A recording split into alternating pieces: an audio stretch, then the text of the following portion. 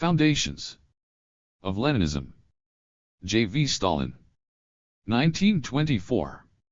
Marxists' Internet Archive. Note: this book contains a series of lectures delivered at the Sverdlov University, Moscow, in the beginning of April 1924, shortly after the death of Lenin. The book was dedicated by the author to the new members of the Communist Party of the Soviet Union recruited in the Lenin Memorial Enrollment.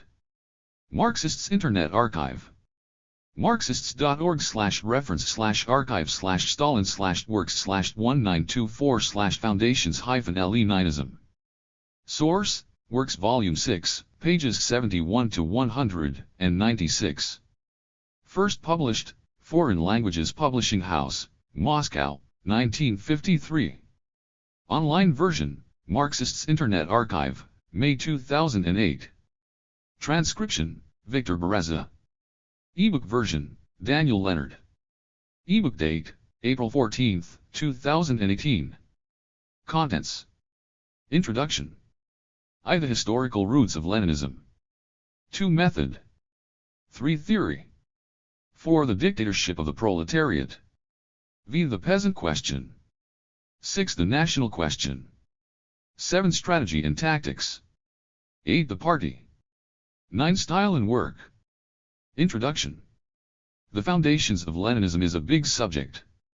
To exhaust it, a whole volume would be required. Indeed, a whole number of volumes would be required. Naturally, therefore, my lectures cannot be an exhaustive exposition of Leninism. At best they can only offer a concise synopsis of the foundations of Leninism. Nevertheless, I consider it useful to give this synopsis, in order to lay down some basic points of departure necessary for the successful study of Leninism. Expounding the foundations of Leninism still does not mean expounding the basis of Lenin's world outlook. Lenin's world outlook and the foundations of Leninism are not identical in scope. Lenin was a Marxist, and Marxism is, of course, the basis of his world outlook. But from this it does not at all follow that an exposition of Leninism ought to begin with an exposition of the foundations of Marxism. To expound Leninism means to expound the distinctive and new in the works of Lenin that Lenin contributed to the general treasury of Marxism and that is naturally connected with his name. Only in this sense will I speak in my lectures of the foundations of Leninism. And so, what is Leninism? Some say that Leninism is the application of Marxism to the conditions that are peculiar to the situation in Russia. This definition contains a particle of truth, but not the whole truth by any means. Lenin, indeed, applied Marxism to Russian conditions, and applied it in a masterly way. But if Leninism were only the application of Marxism to the conditions that are peculiar to Russia, it would be a purely national and only a national, a purely Russian and only a Russian, phenomenon.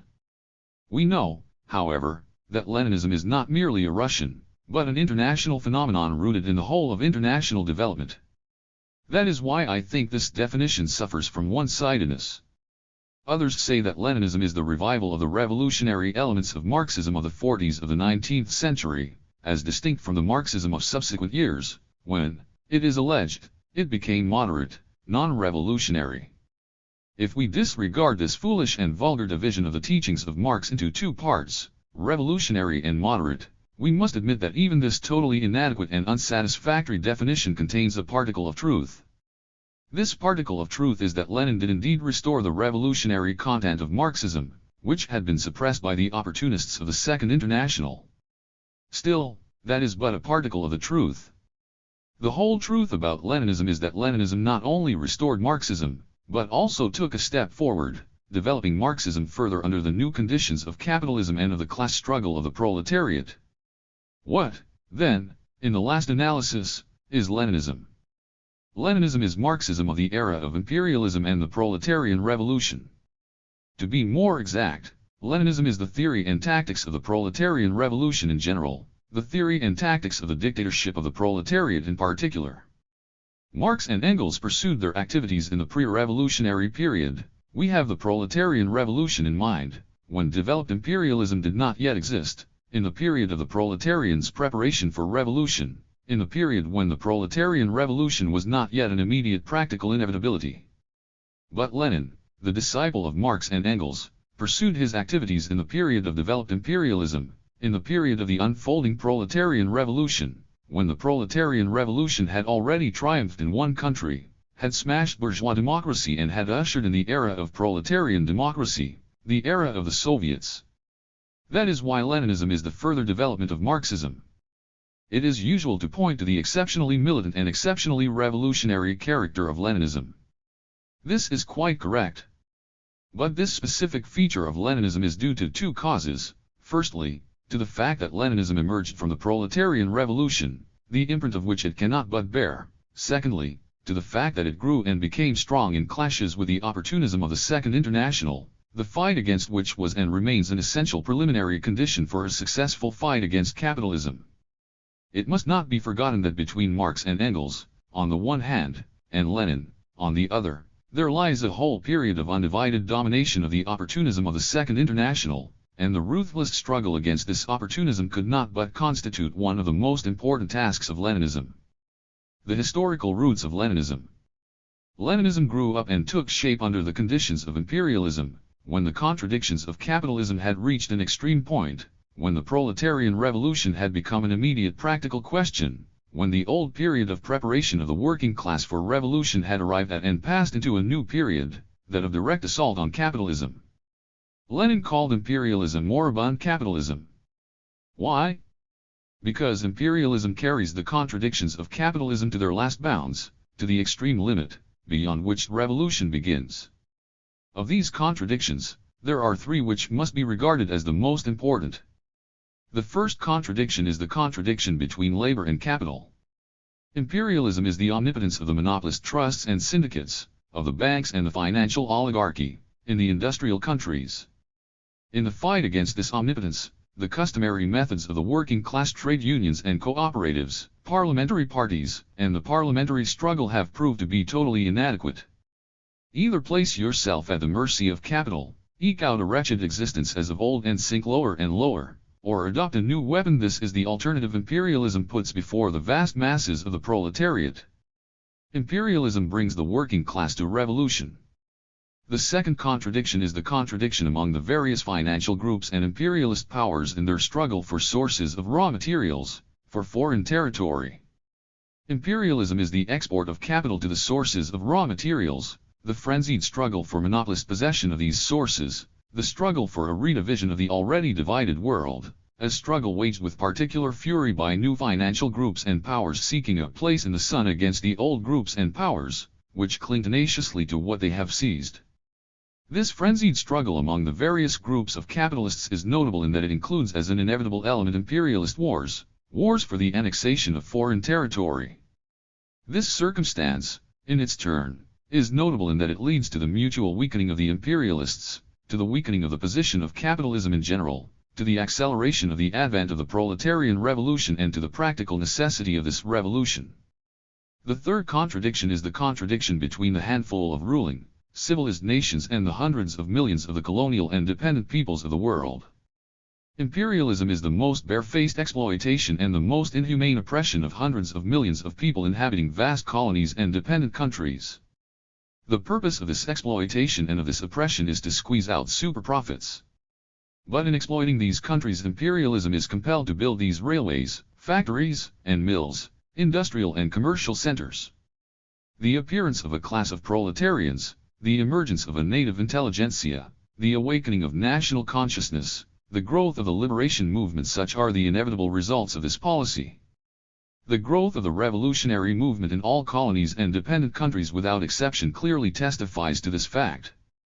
This circumstance is of importance for the proletariat inasmuch as it saps radically the position of capitalism by converting the colonies and dependent countries from reserves of imperialism into reserves of the proletarian revolution. Such, in general, are the principal contradictions of imperialism which have converted the old, flourishing capitalism into moribund capitalism. The significance of the imperialist war which broke out 10 years ago lies, among other things, in the fact that it gathered all these contradictions into a single knot and threw them onto the scales, thereby accelerating and facilitating the revolutionary battles of the proletariat. In other words, imperialism was instrumental not only in making the revolution a practical inevitability, but also in creating favorable conditions for a direct assault on the citadels of capitalism. Such was the international situation which gave birth to Leninism.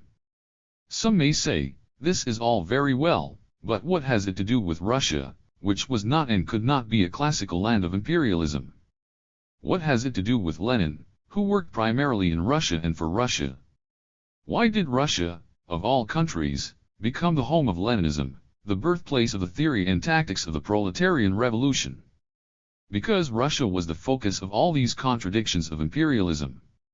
Because Russia, more than any other country, was pregnant with revolution, and she alone, therefore, was in a position to solve those contradictions in a revolutionary way.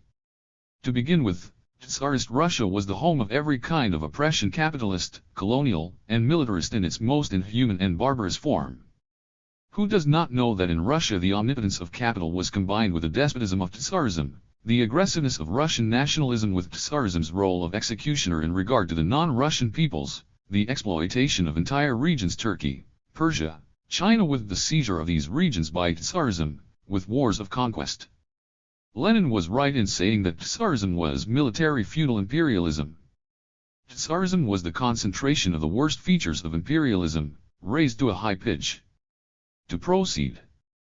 Tsarist Russia was a major reserve of Western imperialism, not only in the sense that it gave free entry to foreign capital, which controlled such basic branches of Russia's national economy as the fuel and metallurgical industries, but also in the sense that it could supply the Western imperialists with millions of soldiers.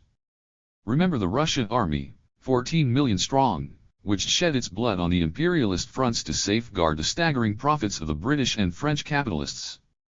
Further, Tsarism was not only the watchdog of imperialism in the east of Europe, but, in addition, it was the agent of Western imperialism for squeezing out of the population hundreds of millions by way of interest on loans obtained in Paris and London, Berlin, and Brussels. Finally, Tsarism was a most faithful ally of Western imperialism in the partition of Turkey, Persia, China, etc. Who does not know that the imperialist war was waged by Tsarism in alliance with the imperialists of the Entente, and that Russia was an essential element in that war? That is why the interests of Tsarism and of Western imperialism were interwoven and ultimately became merged in a single skein of imperialist interests. Could Western imperialism resign itself to the loss of such a powerful support in the East and of such a rich reservoir of manpower and resources as old, Tsarist, bourgeois Russia was without exerting all its strengths to wage a life-and-death struggle against the revolution in Russia, with the object of defending and preserving Tsarism? Of course not. But from this it follows that whoever wanted to strike at Tsarism necessarily raised his hand against imperialism. Whoever rose against Tsarism had to rise against imperialism as well, for whoever was bent on overthrowing Tsarism had to overthrow imperialism too, if he really intended not merely to defeat Tsarism, but to make a clean sweep of it. Thus the revolution against Tsarism verged on and had to pass into a revolution against imperialism, into a proletarian revolution. Meanwhile, in Russia a tremendous popular revolution was rising, headed by the most revolutionary proletariat in the world, which possessed such an important ally as the revolutionary peasantry of Russia. Does it need proof that such a revolution could not stop halfway, that in the event of success it was bound to advance further and raise the banner of revolt against imperialism? That is why Russia was bound to become the focus of the contradictions of imperialism, not only in the sense that it was in Russia that these contradictions were revealed most plainly, in view of their particularly repulsive and particularly intolerable character, and not only because Russia was a highly important prop of Western imperialism, connecting Western finance capital with the colonies in the East, but also because Russia was the only country in which there existed a real force capable of resolving the contradictions of imperialism in a revolutionary way. From this it follows, however, that the revolution in Russia could not but become a proletarian revolution, that from its very inception it could not but assume an international character, and that, therefore, it could not but shake the very foundations of world imperialism. Under these circumstances, could the Russian communists confine their work within the narrow national bounds of the Russian Revolution? Of course not. On the contrary, the whole situation, both internal, the profound revolutionary crisis, and external, the war, impelled them to go beyond these bounds in their work, to transfer the struggle to the international arena, to expose the ulcers of imperialism, to prove that the collapse of capitalism was inevitable, to smash social chauvinism and social pacifism, and, finally, to overthrow capitalism in their own country and to forge a new fighting weapon for the proletariat, the theory and tactics of the proletarian revolution in order to facilitate the task of overthrowing capitalism for the proletarians of all countries. Nor could the Russian Communist act otherwise, for only this path offered a chance of producing certain changes in the international situation which could safeguard Russia against the restoration of the bourgeois order. That is why Russia became the home of Leninism, and why Lenin, the leader of the Russian Communist, became its creator. The same thing, approximately, happened in the case of Russia and Lenin as in the case of Germany and Marx and Engels in the 40s of the last century. Germany at that time was pregnant with bourgeois revolution just like Russia at the beginning of the 20th century. Marx wrote at that time in the Communist Manifesto. The Communists turned their attention chiefly to Germany, because that country is on the eve of a bourgeois revolution that is bound to be carried out under more advanced conditions of European civilization, and with a much more developed proletariat than that of England was in the 17th, and of France in the 18th century, and because the bourgeois revolution in Germany will be but the prelude to an immediately following proletarian revolution 1. In other words, the center of the revolutionary movement was shifting to Germany. There can hardly be any doubt that it was this very circumstance, noted by Marx in the above-quoted passage, that served as the probable reason why it was precisely Germany that became the birthplace of scientific socialism and why the leaders of the German proletariat, Marx and Engels, became its creators. The same, only to a still greater degree, must be said of Russia at the beginning of the 20th century.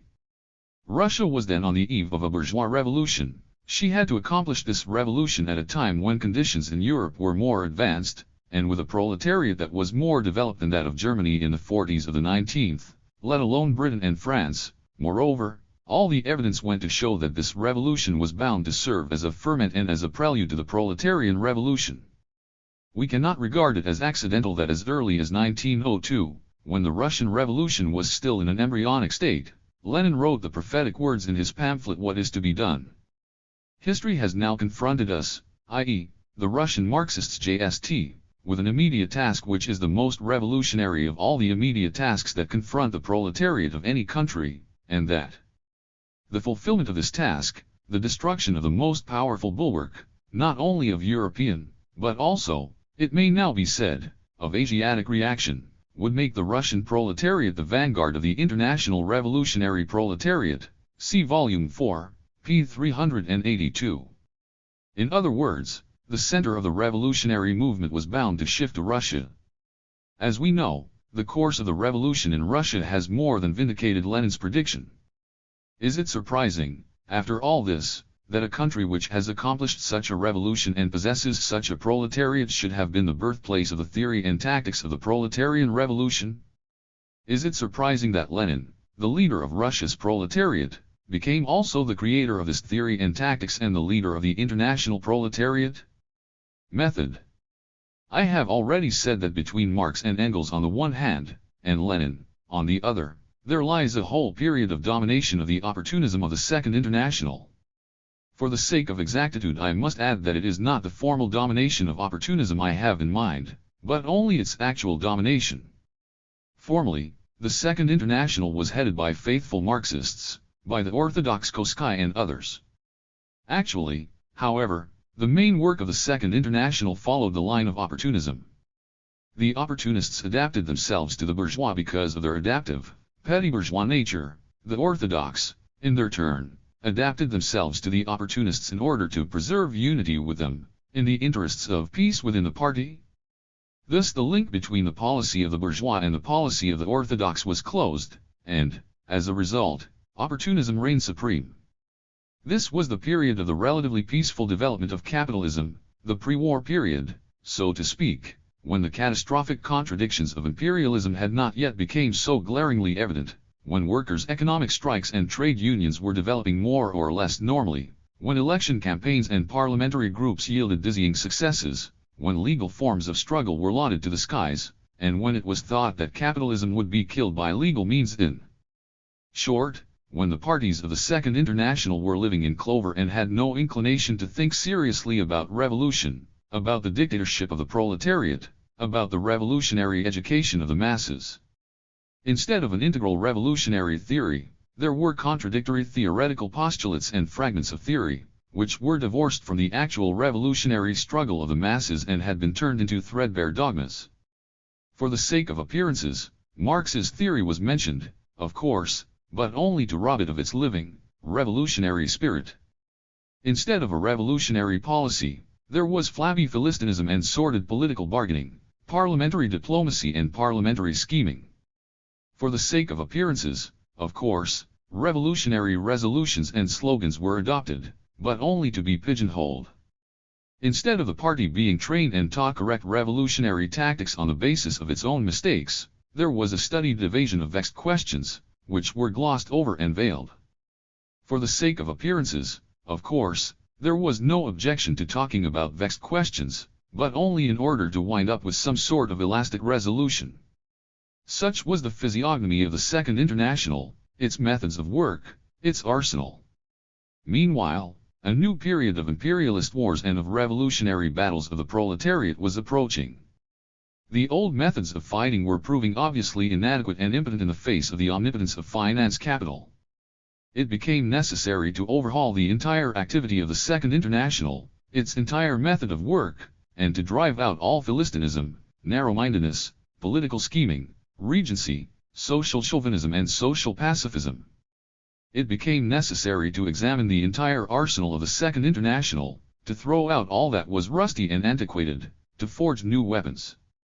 Without this preliminary work it was useless embarking upon war against capitalism. Without this work the proletariat ran the risk of finding itself inadequately armed, or even completely unarmed, in the future revolutionary battles. The honor of bringing about this general overhauling and general cleansing of the Augean stables of the Second International fell to Leninism. Such were the conditions under which the method of Leninism was born and hammered out. What are the requirements of this method?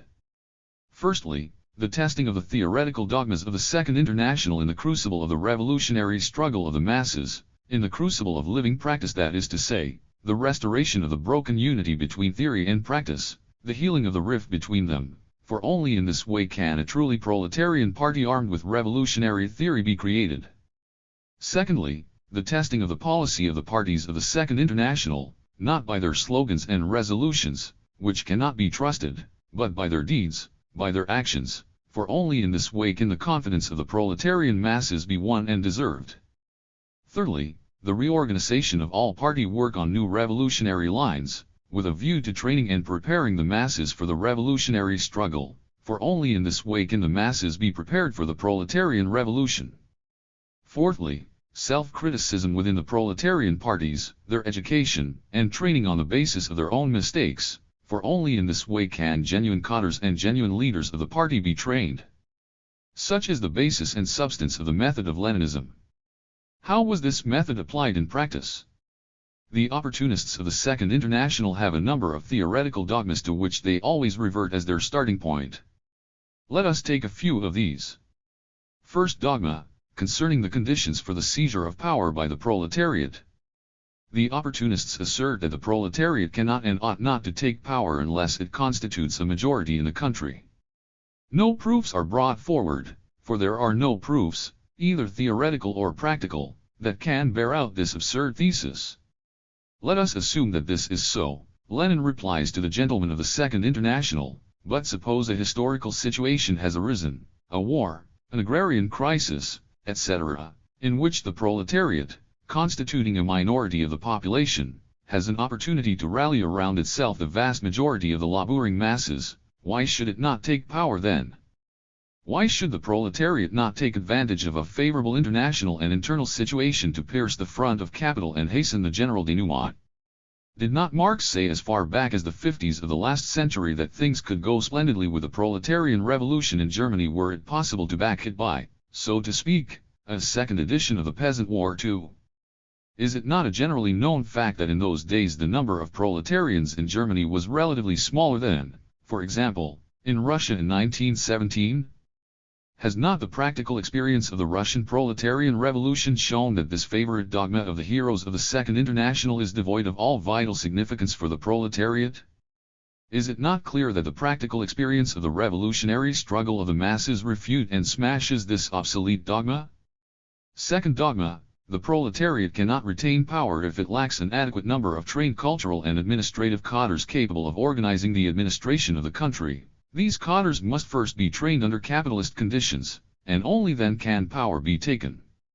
Let us assume that this is so, replies Lenin, but why not turn it this way? First take power, create favorable conditions for the development of the proletariat, and then proceed with 7 strides to raise the cultural level of the laboring masses and train numerous cadres of leaders and administrators from among the workers? Has not Russian experience shown that the cadres of leaders recruited from the ranks of the workers develop 100 times more rapidly and effectually under the rule of the proletariat than under the rule of capital? Is it not clear that the practical experience of the revolutionary struggle of the masses ruthlessly smashes this theoretical dogma of the opportunists too? Third dogma: the proletariat cannot accept the method of the political general strike because it is unsound in theory, see Engels' criticism, and dangerous in practice. It may disturb the normal course of economic life in the country, it may deplete the coffers of the trade unions, and cannot serve as a substitute for parliamentary forms of struggle, which are the principal form of the class struggle of the proletariat. Very well, reply the Leninists, but, firstly, Engels did not criticize every kind of general strike. He only criticized a certain kind of general strike, namely, the economic general strike advocated by the anarchists in place of the political struggle of the proletariat. What has this to do with the method of the political general strike? Secondly, where, and by whom has it ever been proved that the parliamentary form of struggle is the principal form of struggle of the proletariat? Does not the history of the revolutionary movement show that the parliamentary struggle is only a school for, and an auxiliary in, organizing the extra-parliamentary struggle of the proletariat, that under capitalism the fundamental problems of the working class movement are solved by force, by the direct struggle of the proletarian masses, their general strike, their uprising? Thirdly, who suggested that the method of the political general strike be substituted for the parliamentary struggle?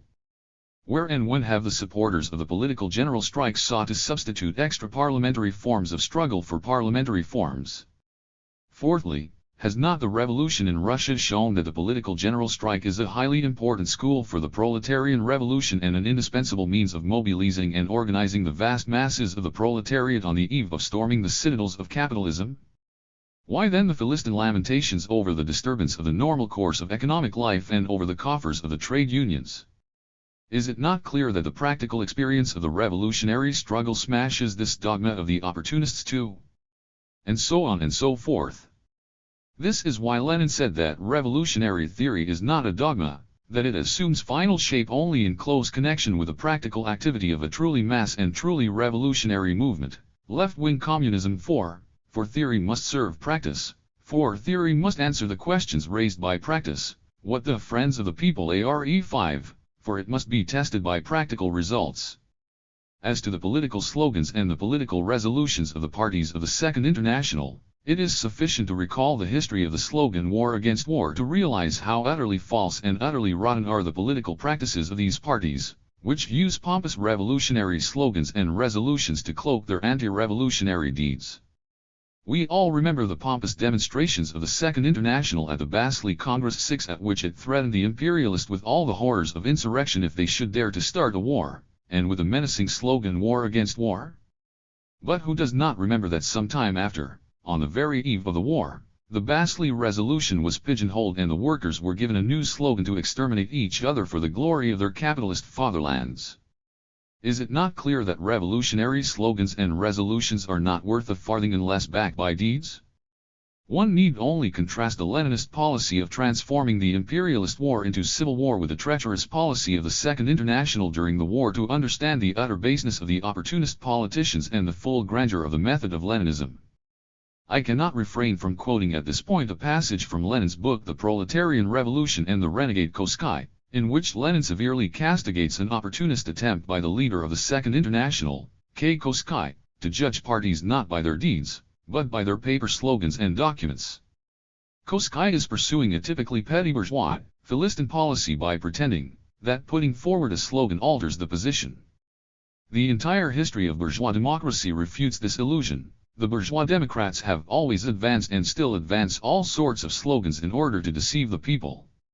The point is to test their sincerity, to compare their words with their deeds, not to be satisfied with idealistic or charlatan phrases, but to get down to class reality. See volume XXIII, p. 377.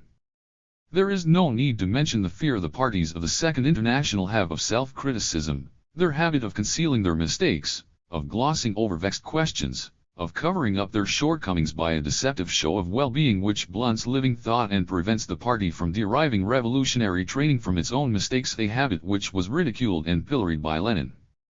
Here is what Lenin wrote about self-criticism in proletarian parties in his pamphlet Left-Wing Communism. The attitude of a political party towards its own mistakes is one of the most important and surest ways of judging how earnest the party is and how it in practice fulfills its obligation towards its class and the toiling masses. Frankly admitting a mistake, ascertaining the reasons for it, analyzing the circumstances which gave rise to it, and thoroughly discussing the means of correcting it, that is the earmark of a serious party, that is the way it should perform its duties, that is the way it should educate and train the class, and then the masses. See volume XXV, p. 200. Some say that the exposure of its own mistakes and self-criticism are dangerous for the party because they may be used by the enemy against the party of the proletariat. Lenin regarded such objections as trivial and entirely wrong. Here is what he wrote on this subject as far back as 1904, in his pamphlet One Step Forward, when our party was still weak and small. They, i.e., the opponents of the Marxists JST, gloat and grimace over our controversies, and, of course, they will try to pick isolated passages from my pamphlet, which deals with the defects and shortcomings of our party, and to use them for their own ends. The Russian Social Democrats are already steeled enough in battle not to be perturbed by these pinpricks and to continue, in spite of them, their work of self-criticism and ruthless exposure of their own shortcomings, which will unquestionably and inevitably be overcome as the working class movement grows. See volume 6, p. 161. Such, in general, are the characteristics features of the method of Leninism. What is contained in Lenin's method was in the main already contained in the teachings of Marx, which, according to Marx himself, were in essence critical and revolutionary. 7. It is precisely this critical and revolutionary spirit that pervades Lenin's method from beginning to end. But it would be wrong to suppose that Lenin's method is merely the restoration of the method of Marx. As a matter of fact, Lenin's method is not only the restoration of, but also the concretization and further development of the critical and revolutionary method of Marx, of his materialist dialectics. Theory. From this theme I take three questions. 1. The importance of theory for the proletarian movement. 2. Criticism of the theory of spontaneity. 3. The theory of the proletarian revolution. The importance of theory. Some think that Leninism is the precedence of practice over theory in the sense that its main point is the translation of the Marxist theses into deeds, their execution. As for theory, it is alleged that Leninism is rather unconcerned about it. We know that Plekhanov time and again chaffed Lenin about his unconcern for theory, and particularly for philosophy. We also know that theory is not held in great favor by many present-day Leninist practical workers, particularly in view of the immense amount of practical work imposed upon them by the situation.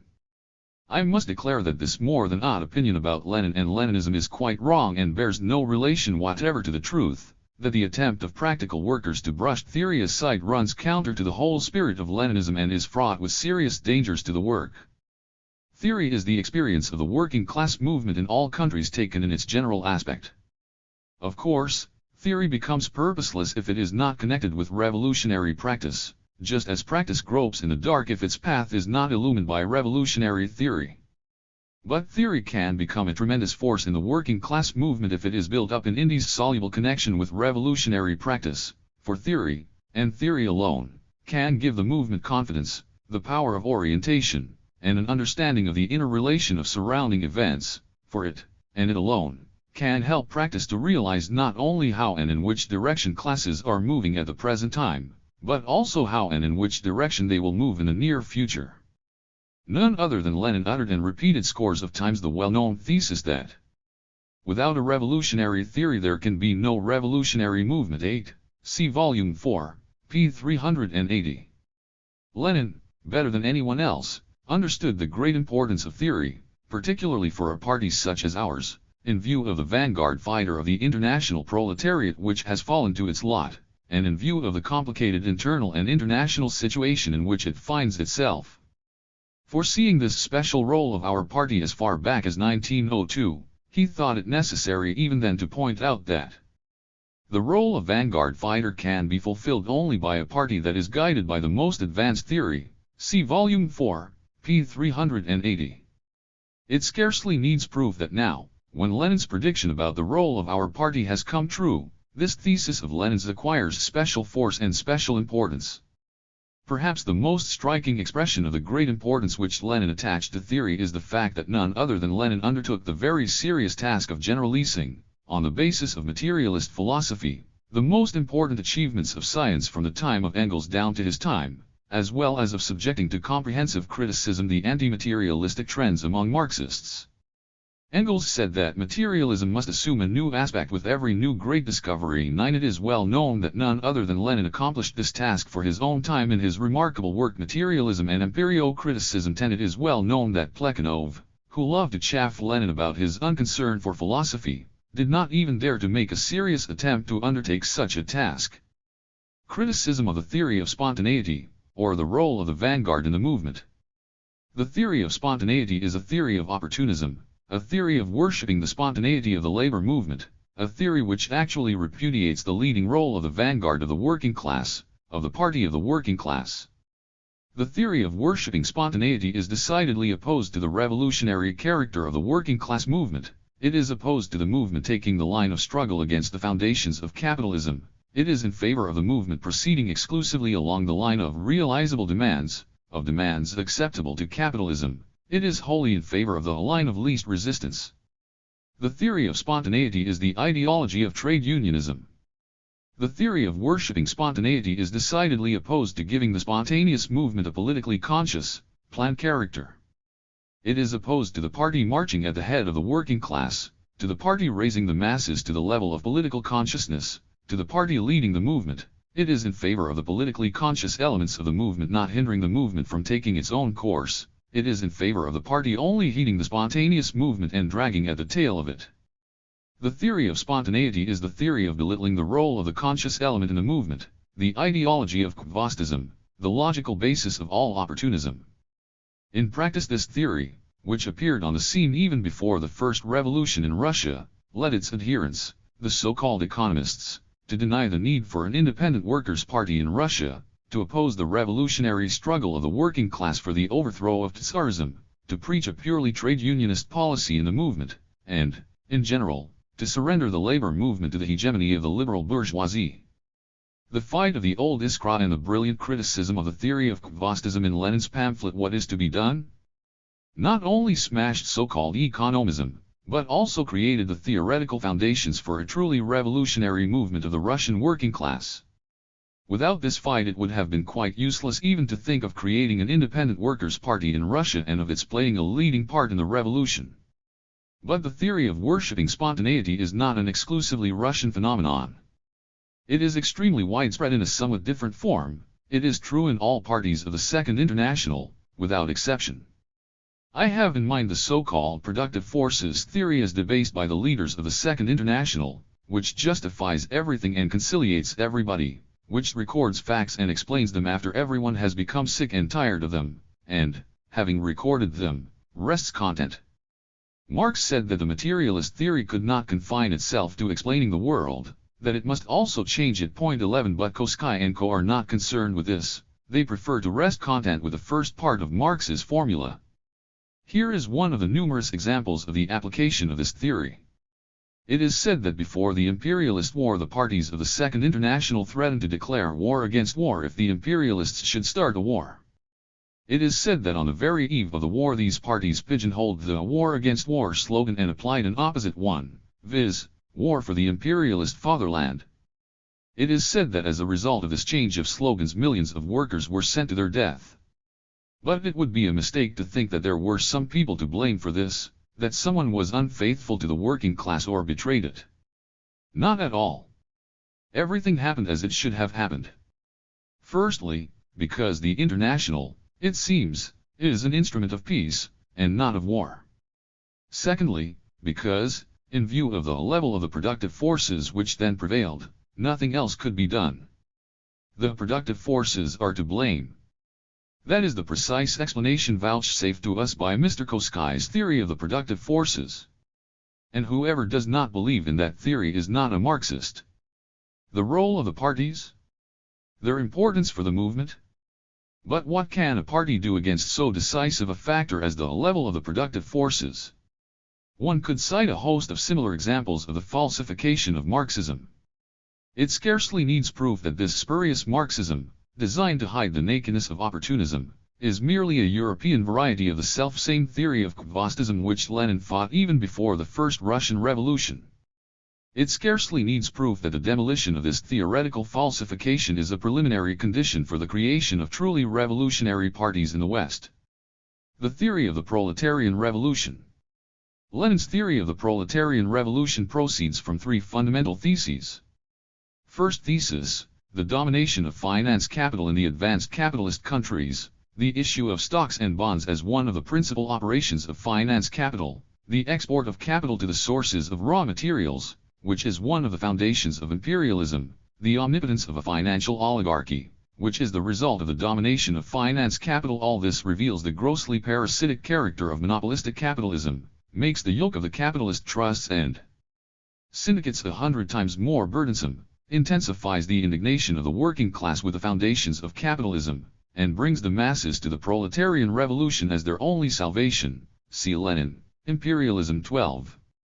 Hence the first conclusion, intensification of the revolutionary crisis within the capitalist countries and growth of the elements of an explosion on the internal, proletarian front in the metropolises.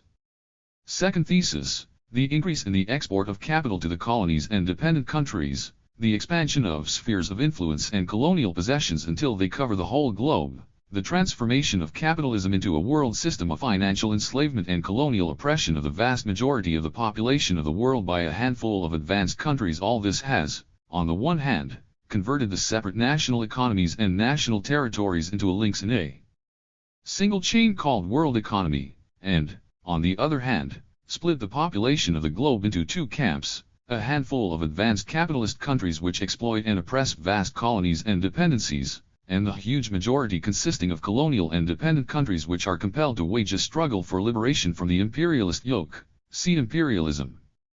Hence the second conclusion, intensification of the revolutionary crisis in the colonial countries and growth of the elements of revolt against imperialism on the external, colonial front.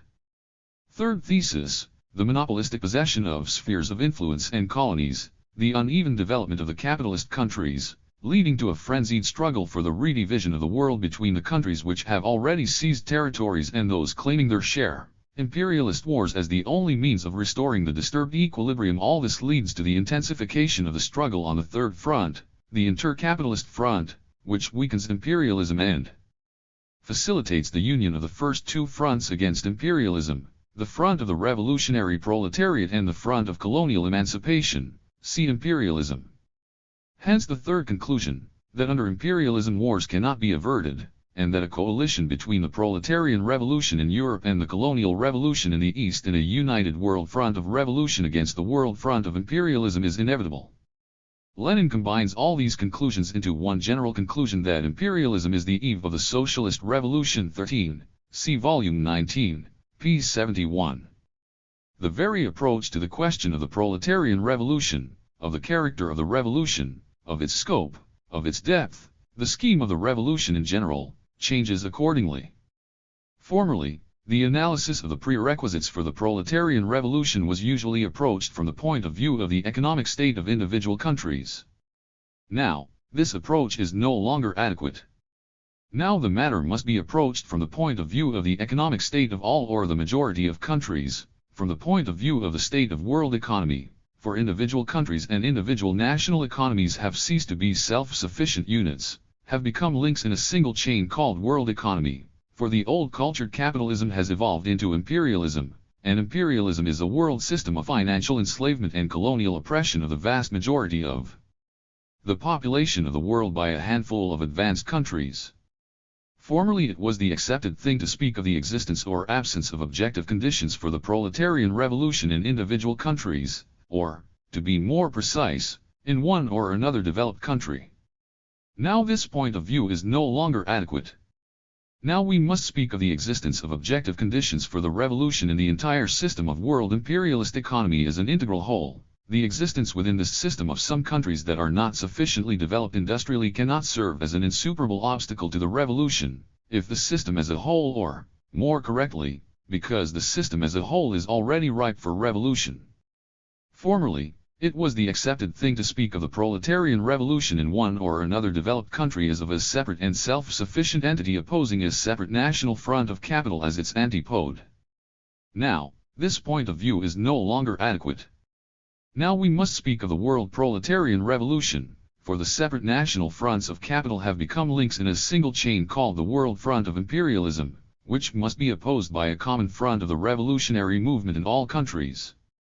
Formerly the proletarian revolution was regarded exclusively as the result of the internal development of a given country. Now, this point of view is no longer adequate. Now the proletarian revolution must be regarded primarily as the result of the development of the contradictions within the world system of imperialism, as the result of the breaking of the chain of the world imperialist front in one country or another. Where will the revolution begin? Where, in what country, can the front of capital be pierced first? Where industry is more developed, where the proletarian constitutes the majority, where the proletariat constitutes the majority, where there is more culture, where there is more democracy. That was the reply usually given formerly. No, objects the Leninist theory of revolution, not necessarily where industry is more developed, and so forth. The front of capital will be pierced where the chain of imperialism is weakest, for the proletarian revolution is the result of the breaking of the chain of the world imperialist front at its weakest link, and it may turn out that the country which has started the revolution, which has made a breach in the front of capital, is less developed in a capitalist sense than other, more developed, countries, which have, however, remained within the framework of capitalism. In 1917 the chain of the imperialist world front proved to be weaker in Russia than in the other countries. It was there that the chain broke and provided an outlet for the proletarian revolution. Why? Because in Russia a great popular revolution was unfolding and at its head marched the revolutionary proletariat, which had such an important ally as the vast mass of the peasantry, which was oppressed and exploited by the landlords. Because the revolution there was opposed by such a hideous representative of imperialism as Tsarism, which lacked all moral prestige and was deservedly hated by the whole population. The chain proved to be weaker in Russia, although Russia was less developed in a capitalist sense than, say, France or Germany, Britain, or America. Where will the chain break in the near future? Again, where it is weakest. It is not precluded that the chain may break, say, in India. Why?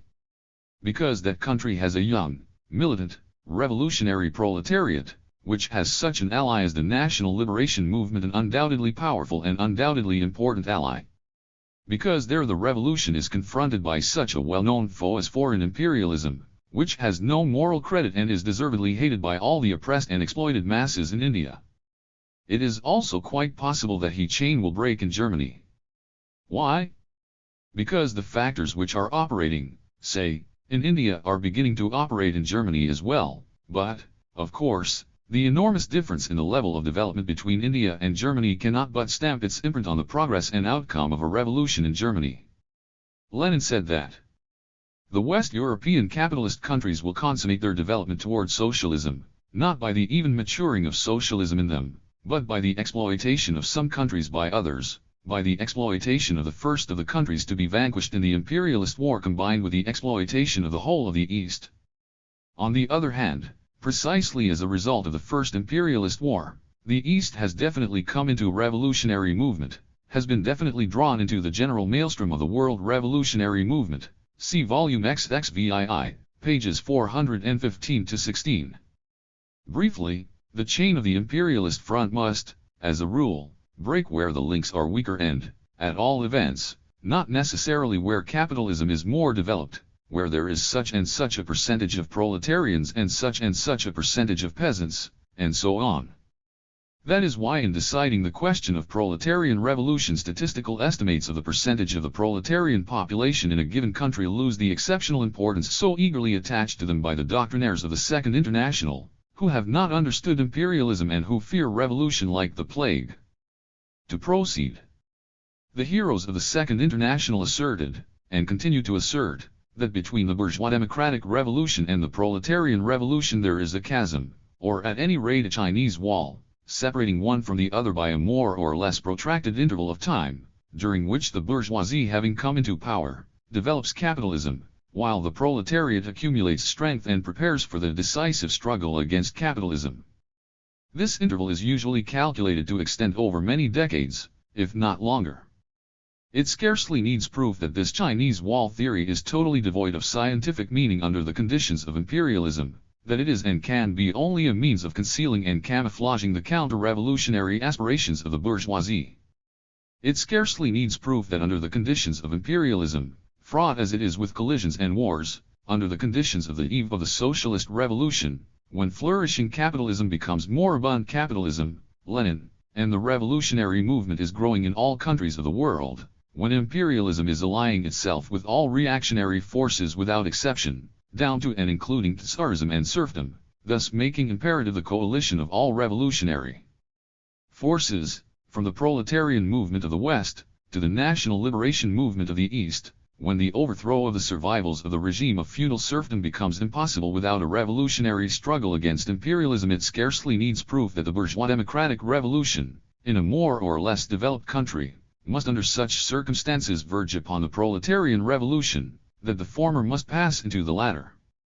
The history of the revolution in Russia has provided palpable proof that this thesis is correct and incontrovertible. It was not without reason that Lenin, as far back as 1905, on the eve of the First Russian Revolution, in his pamphlet Two Tactics depicted the bourgeois democratic revolution and the socialist revolution as two links in the same chain, as a single and integral picture of the sweep of the Russian Revolution. The proletariat must carry to completion the democratic revolution, by allying to itself the mass of the peasantry in order to crush by force the resistance of the autocracy and to paralyze the instability of the bourgeoisie. The proletariat must accomplish the socialist revolution, by allying to itself the mass of the semi-proletarian elements of the population in order to crush by force the resistance of the bourgeoisie and to paralyze the instability of the peasantry and the petty bourgeoisie. Such are the tasks of the proletariat, which the new Iskratists present so narrowly in all their arguments and resolutions about the sweep of the revolution. See Lenin, Volume 8, p. 96. There is no need to mention other, later works of Lenin's, in which the idea of the bourgeoisie revolution passing into the proletarian revolution stands out in greater relief than in Two Tactics as one of the cornerstones of the Leninist theory of revolution. Some comrades believe, it seems, that Lenin arrived at this idea only in 1916, that up to that time he had thought that the revolution in Russia would remain within the bourgeois framework, that power, consequently, would pass from the hands of the organ of the dictatorship of the proletariat and peasantry into the hands of the bourgeoisie and not of the proletariat. It is said that this assertion has even penetrated into our communist press. I must say that this assertion is absolutely wrong, that it is totally at variance with the facts. I might refer to Lenin's well-known speech at the Third Congress of the Party, 1905, in which he defined the dictatorship of the proletariat and peasantry, i.e., the victory of the democratic revolution, not as the organization of order but as the organization of war. See Volume 7, p. 264. Further, I might refer to Lenin's well-known articles on a provisional government, 1905-14, where, outlining the prospects of the unfolding Russian Revolution, he assigns to the party the task of ensuring that the Russian Revolution is not a movement of a few months, but a movement of many years, that it leads, not merely to slight concessions on the part of the powers that be, but to the complete overthrow of those powers, where, enlarging further on these prospects and linking them with the revolution in Europe, he goes on to say, and if we succeed in doing that, then the revolutionary conflagration will spread all over Europe. The European worker, languishing under bourgeois reaction, will rise in his turn and will show us how it is done. Then the revolutionary wave in Europe will sweep back again into Russia and will convert an epoch of a few revolutionary years into an epoch of several revolutionary decades. Ibid, p. 191. I might further refer to a well-known article by Lenin published in November 1915, in which he writes, "The proletariat is fighting, and will fight valiantly, to capture power, for a republic, for the confiscation of the land, for the participation of the non-proletarian masses of the people in liberating bourgeois Russia from military feudal imperialism, equals Tsarism. And the proletariat will immediately 15 take advantage of this liberation of bourgeois Russia from Tsarism, from the agrarian power of the landlords, not to aid the rich peasants in their struggle against the rural worker, but to bring about the socialist revolution in alliance with the proletarians of Europe." See volume 18, p. 318. Finally, I might refer to the well-known passage in Lenin's pamphlet The Proletarian Revolution and the Renegade Koskei, where, referring to the above-quoted passage in Two Tactics on the Sweep of the Russian Revolution, he arrives at the following conclusion. Things turned out just as we said they would. The course taken by the revolution confirmed the correctness of our reasoning. First, with the whole of the peasantry against the monarchy, against the landlords, against the medieval regime, and to that extent the revolution remains bourgeois democratic. Then, with the poor peasants, with the semi-proletarians, with all the exploited, against capitalism, including the rural rich, the kulaks, the profiteers, and to that extent the revolution becomes a socialist one. To attempt to raise an artificial Chinese wall between the first and second, to separate them by anything else than the degree of preparedness of the proletariat and the degree of its unity with the poor peasants, means monstrously to distort Marxism, to vulgarize it, to replace it by liberalism. See volume XXIII, p. 391. That is sufficient, I think. Very well, we may be told, but if that is the case, why did Lenin combat the idea of permanent, uninterrupted, revolution? Because Lenin proposed that the revolutionary capacities of the peasantry be exhausted and that the fullest use be made of their revolutionary energy for the complete liquidation of Tsarism and for the transition to the proletarian revolution, whereas the adherents of permanent revolution did not understand the important role of the peasantry in the Russian Revolution, underestimated the strength of the revolutionary energy of the peasantry, underestimated the strength and ability of the Russian proletariat to lead the peasantry and thereby hampered the work of emancipating the peasantry from the influence of the bourgeois, the work of rallying the peasantry around the proletariat. Because Lenin proposed that the revolution be crowned with a transfer of power to the proletariat, whereas the adherents of permanent revolution wanted to begin at once with the establishment of the power of the proletariat, failing to realize that in so doing they were closing their eyes to such a minor detail as the survivals of serfdom and were leaving out of account so important a force as the Russian peasantry, failing to understand that such a policy could only retard the winning of the peasantry over to the side of the proletariat. Consequently, Lenin fought the adherents of permanent revolution, not over the question of uninterruptedness, for Lenin himself maintained the point of view of uninterrupted revolution, but because they underestimated the role of the peasantry, which is an enormous reserve of the proletariat, because they failed to understand the idea of the hegemony of the proletariat. The idea of permanent revolution should not be regarded as a new idea. It was first advanced by Marx at the end of the 40s in his well-known address to the Communist League, 1850. It is from this document that our permanentists took the idea of uninterrupted revolution. It should be noted that in taking it from Marx our permanentists altered it somewhat, and in altering it spoiled it and made it unfit for practical use. The experienced hand of Lenin was needed to rectify this mistake, to take Marx's idea of uninterrupted revolution in its pure form and make it a cornerstone of his theory of revolution. Here is what Marx says in his address about uninterrupted, permanent, revolution, after enumerating a number of revolutionary democratic demands which he calls upon the communists to win. While the democratic petty bourgeois wished to bring the revolution to a conclusion as quickly as possible, and with the achievement, at most, of the above demands, it is our interest and our task to make the revolution permanent, until all more or less possessing classes have been forced out of their position of dominance, until the proletariat has conquered state power, and the association of proletarians, not only in one country but in all the dominant countries of the world, has advanced so far that competition among the proletarians of these countries has ceased and that at least the decisive productive forces are concentrated in the hands of the proletarians. 16. In other words, a. Marx did not at all propose to begin the revolution in the Germany of the 50s with the immediate establishment of proletarian power contrary to the plans of our Russian permanentists. b.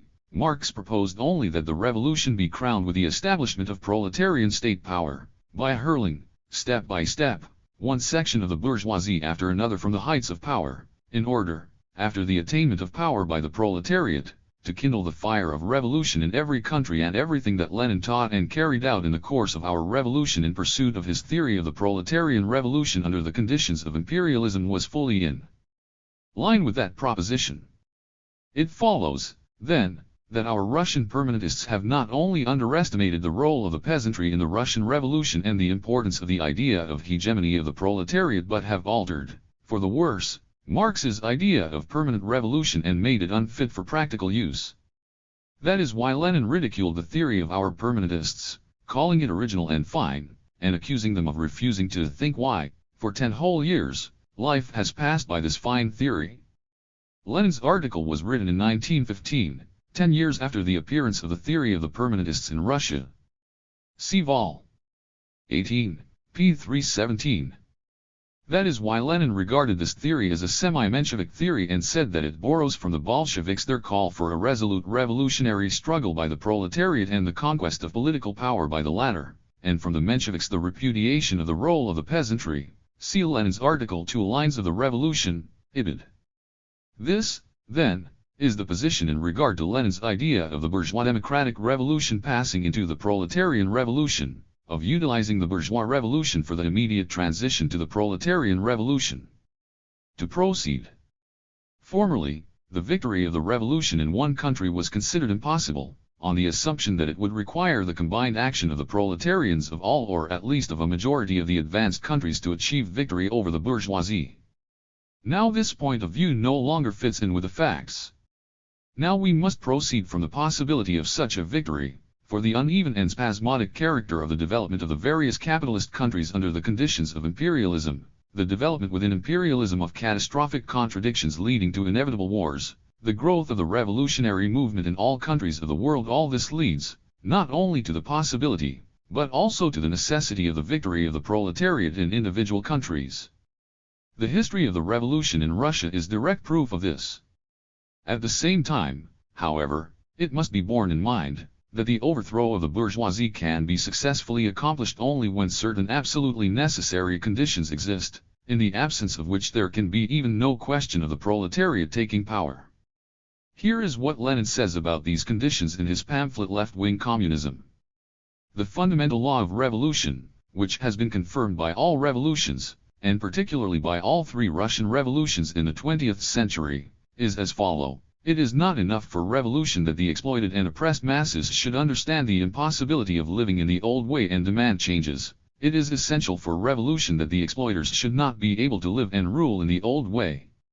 Only when the lower classes do not want the old way, and when the upper classes cannot carry on in the old way, only then can revolution triumph. This truth may be expressed in other words: revolution is impossible without a nationwide crisis, affecting both the exploited and the exploiters. 17 It follows that for revolution it is essential, first, that a majority of the workers, or at least a majority of the class-conscious, thinking, politically active workers, should fully understand that revolution is necessary and be ready to sacrifice their lives for it. Secondly, that the ruling classes should be passing through a governmental crisis, which draws even the most backward masses into politics, weakens the government and makes it possible for the revolutionaries to overthrow it rapidly. See volume XXV, p. 222. But the overthrow of the power of the bourgeoisie and establishment of the power of the proletariat in one country does not yet mean that the complete victory of socialism has been ensured.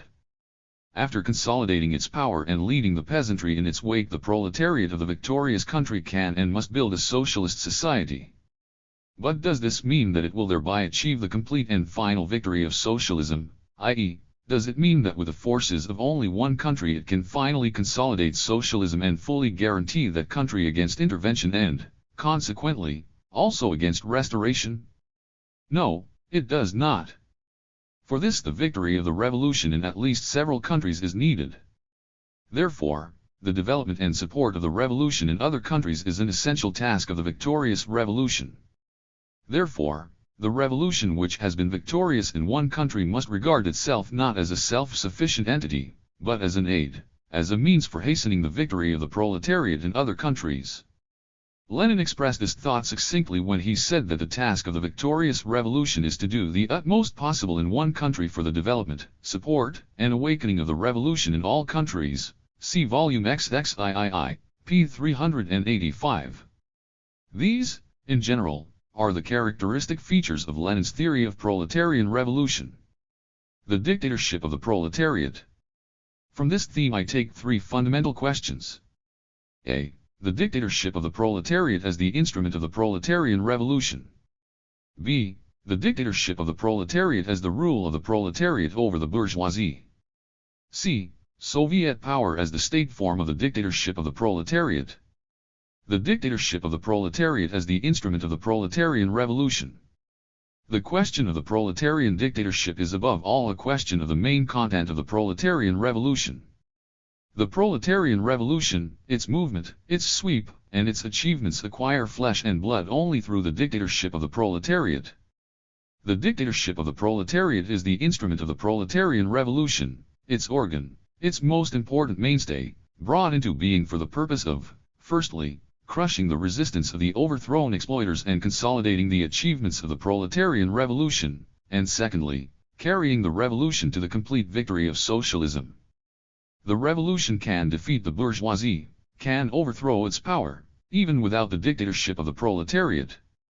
But the revolution will be unable to crush the resistance of the bourgeoisie, to maintain its victory and to push forward to the final victory of socialism unless, at a certain stage in its development, it creates a special organ in the form of the dictatorship of the proletariat as its principal mainstay. The fundamental question of every revolution is the question of power, Lenin. Does this mean that all that is required is to assume power, to seize it? No, it does not. The seizure of power is only the beginning. For many reasons, the bourgeoisie that is overthrown in one country remains for a long time stronger than the proletariat which has overthrown it. Therefore, the whole point is to retain power, to consolidate it, to make it invincible. What is needed to attain this? To attain this it is necessary to carry out at least three main tasks that confront the dictatorship of the proletariat on the morrow of victory. A. To break the resistance of the landlords and capitalists who have been overthrown and expropriated by the revolution, to liquidate every attempt on their part to restore the power of capital. B. To organize construction in such a way as to rally all the working people around the proletariat, and to carry on this work along the lines of preparing for the elimination, the abolition of classes. C. To arm the revolution, to organize the army of the revolution for the struggle against foreign enemies, for the struggle against imperialism. The dictatorship of the proletariat is needed to carry out, to fulfill these tasks. The transition from capitalism to communism, says Lenin, represents an entire historical epoch. Until this epoch has terminated, the exploiters inevitably cherish the hope of restoration, and this hope is converted into attempts at restoration. And after their first serious defeat, the overthrown exploiters who had not expected their overthrow, never believed it possible, never conceded the thought of it, throw themselves with energy grown tenfold, with furious passion and hatred grown 100-fold, into the battle for the recovery of the paradise of which they have been deprived, on behalf of their families, who had been leading such a sweet and easy life and whom now the common herd is condemning to ruin and destitution, or to common labor. In the train of the capitalist exploiters follow the broad masses of the petty bourgeoisie, with regard to whom decades of historical experience of all countries testify that they vacillate and hesitate, one day marching behind the proletariat and the next day taking fright at the difficulties of the revolution, that they become panic-stricken at the first defeat or semi-defeat of the workers, grow nervous, rush about, snivel, and run from one camp into the other. See volume XXIII, p. 355. The bourgeoisie has its grounds for making attempts at restoration, because for a long time after its overthrow it remains stronger than the proletariat which has overthrown it. If the exploiters are defeated in one country only, says Lenin, and this, of course, is the typical case, since a simultaneous revolution in a number of countries is a rare exception, they still remain stronger than the exploited. Ibid. p. 354. Wherein lies the strength of the overthrown bourgeoisie? Firstly, in the strength of international capital, in the strength and durability of the international connections of the bourgeoisie. See volume XXV, p. 173. Secondly, in the fact that for a long time after the revolution the exploiters inevitably retain a number of great practical advantages. They still have money. It is impossible to abolish money all at once, some movable property often fairly considerable. They still have various connections, habits of organization and management, knowledge of all the secrets, customs, methods, means and possibilities of management, superior education, close connections with the higher technical personnel, who live and think like the bourgeoisie, incomparably greater experience in the art of war. This is very important, and so on, and so forth. See volume XXIII, p. 354. Thirdly, in the force of habit, in the strength of small production. For, unfortunately, small production is still very, very widespread in the world, and small production engenders capitalism and the bourgeoisie continuously, daily, hourly, spontaneously, and on a mass scale. For the abolition of classes means not only driving out the landlords and capitalists that we accomplished with comparative ease, it also means abolishing the small commodity producers, and they cannot be driven out, or crushed. We must live in harmony with them. They can, and must, be remolded and re-educated only by very prolonged, slow, cautious organizational work. See volume XXV, pages 173 and 189. That is why Lenin says, the dictatorship of the proletariat is a most determined and most ruthless war waged by the new class against a more powerful enemy, the bourgeoisie, whose resistance is increased tenfold by its overthrow. That the dictatorship of the proletariat is a stubborn struggle, bloody and bloodless, violent and peaceful, military and economic, educational and administrative, against the forces and traditions of the old society. Ibid. Pages 173 and 190. It scarcely needs proof that there is not the slightest possibility of carrying out these tasks in a short period, of accomplishing all this in a few years. Therefore, the dictatorship of the proletariat, the transition from capitalism to communism, must not be regarded as a fleeting period of super-revolutionary acts and decrees, but as an entire historical era, replete with civil wars and external conflicts, with persistent organizational work and economic construction, with advances and retreats, victories and defeats. The historical era is needed not only to create the economic and cultural prerequisites for the complete victory of socialism, but also to enable the proletariat, firstly, to educate itself and become steeled as a force capable of governing the country, and, secondly, to re-educate and wrangle the petty bourgeois strata along such lines as will assure the organization of socialist production. Marx said to the workers, "You will have to go through 15, 20, 50 years of civil wars and international conflicts." Marx said to the workers, not only to change existing conditions, but also to change yourselves and to make yourselves capable of wielding political power. C. K. Marx and F. Engels, Works, Volume 8, p. 506. Continuing and developing Marx's ideas still further, Lenin wrote that it will be necessary under the dictatorship of the proletariat to re-educate millions of peasants and small proprietors, hundreds of thousands of office employees, officials, and bourgeois intellectuals, to subordinate them all to the proletarian state and to proletarian leadership, to overcome their bourgeois habits and traditions, just as we must in a protracted struggle waged on the basis of the dictatorship of the proletariat re-educate the proletarians themselves, who do not abandon their petty bourgeois prejudices at one stroke, by a miracle, at the bidding of the Virgin Mary, at the bidding of a slogan, resolution, or decree, but only in the course of a long and difficult mass struggle against the mass petty bourgeois influences. See volume XXV, pages 248 and 247. The dictatorship of the proletariat has the rule of the proletariat over the bourgeoisie. From the foregoing it is evident that the dictatorship of the proletariat is not a mere change of personalities in the government, a change of the cabinet, etc., leaving the old economic and political order intact. The Mensheviks and the opportunists of all countries, who fear dictatorship like fire and in their fright substitute the concept conquest of power for the concept of dictatorship, usually reduce the conquest of power to a change of the cabinet, to the accession to power of a new ministry made up of people like Shaideman and Niski, MacDonald, and Henderson. It is hardly necessary to explain that these and similar cabinet changes have nothing in common with the dictatorship of the proletariat, with the conquest of real power by the real proletariat. With the MacDonalds and Shaidemans in power, while the old bourgeois order is allowed to remain, their so-called governments cannot be anything else than an apparatus serving the bourgeoisie, a screen to conceal the ulcers of imperialism, a weapon in the hands of the bourgeoisie against the revolutionary movement of the oppressed and exploited masses. Capital needs such governance as a screen when it finds it inconvenient, unprofitable, difficult to oppress and exploit the masses without the aid of a screen.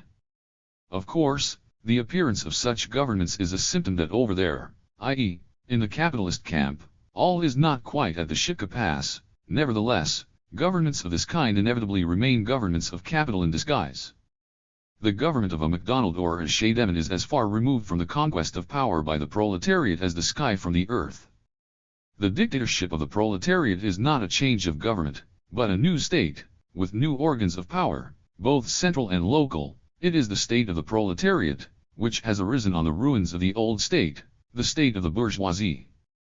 The dictatorship of the proletariat arises not on the basis of the bourgeois order, but in the process of the breaking up of this order, after the overthrow of the bourgeoisie, in the process of the expropriation of the landlords and capitalists, in the process of the socialization of the principal instruments and means of production, in the process of violent proletarian revolution. The dictatorship of the proletariat is a revolutionary power based on the use of force against the bourgeoisie. The state is a machine in the hands of the ruling class for suppressing the resistance of its class enemies. In this respect, the dictatorship of the proletariat does not differ essentially from the dictatorship of any other class, for the proletarian state is a machine for the suppression of the bourgeoisie. But there is one substantial difference. This difference consists in the fact that all hitherto existing class states have been dictatorships of an exploiting minority over the exploited majority, whereas the dictatorship of the proletariat is the dictatorship of the exploited majority over the exploiting minority.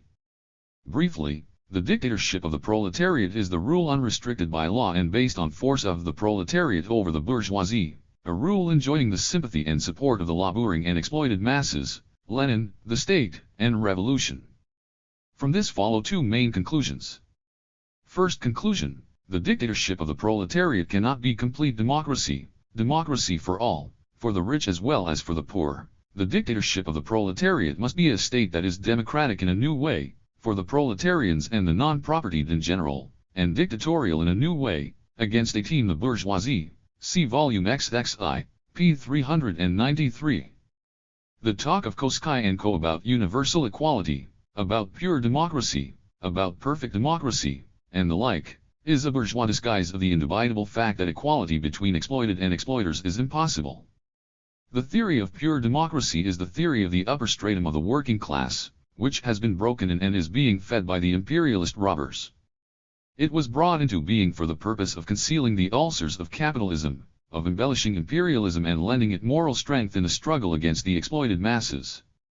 Under capitalism there are no real liberties for the exploited, nor can there be, if for no reason than that the premises, printing plants, paper supplies, etc., indispensable for the enjoyment of liberties are the privilege of the exploiters. Under capitalism the exploited masses do not, nor can they ever, really participate in governing the country, if for no other reason than that, even under the most democratic regime, under conditions of capitalism, governments are not set up by the people but by the Rothschilds and Stinnesees, the Rockefellers, and Morgans.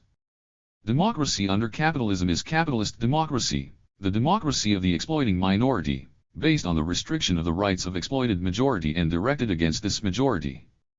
Only under the proletarian dictatorship are real liberties for the exploited and real participation of the proletarians and peasants in governing the country possible.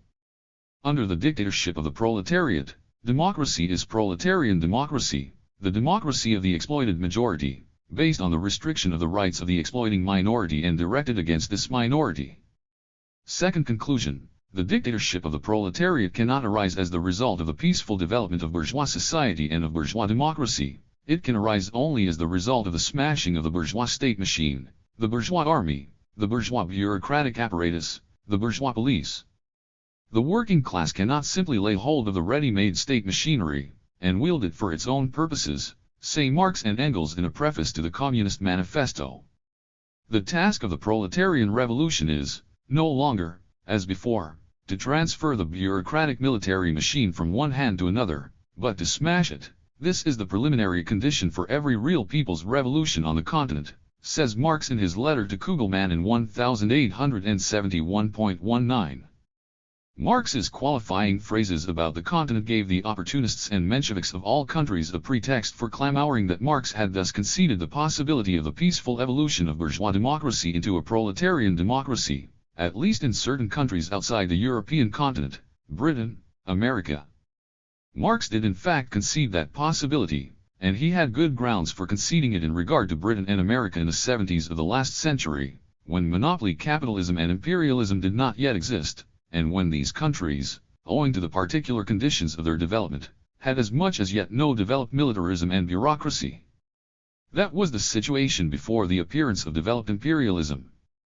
But later, after a lapse of 30 or 40 years, when the situation in these countries had radically changed, when imperialism had developed and had embraced all capitalist countries without exception, when militarism and bureaucracy had appeared in Britain and America also, when the particular conditions for peaceful development in Britain and America had disappeared and the qualification in regard to these countries necessarily could no longer hold good. Today, said Lenin, in 1917, in the epoch of the First Great Imperialist War, this qualification made by Marx is no longer valid. Both Britain and America, the biggest and the last representatives in the whole world of Anglo-Saxon liberty in the sense that they had no militarism and bureaucracy, have completely sunk into all European filthy, bloody morass of bureaucratic military institutions which subordinate everything to themselves and trample everything underfoot. Today, in Britain, and in America, too, the preliminary condition for every real people's revolution is the smashing, the destruction of the ready-made state machinery, perfected in those countries, between 1914 and 1917, up to the European General Imperialist Standard, see Volume XXI. p. 395.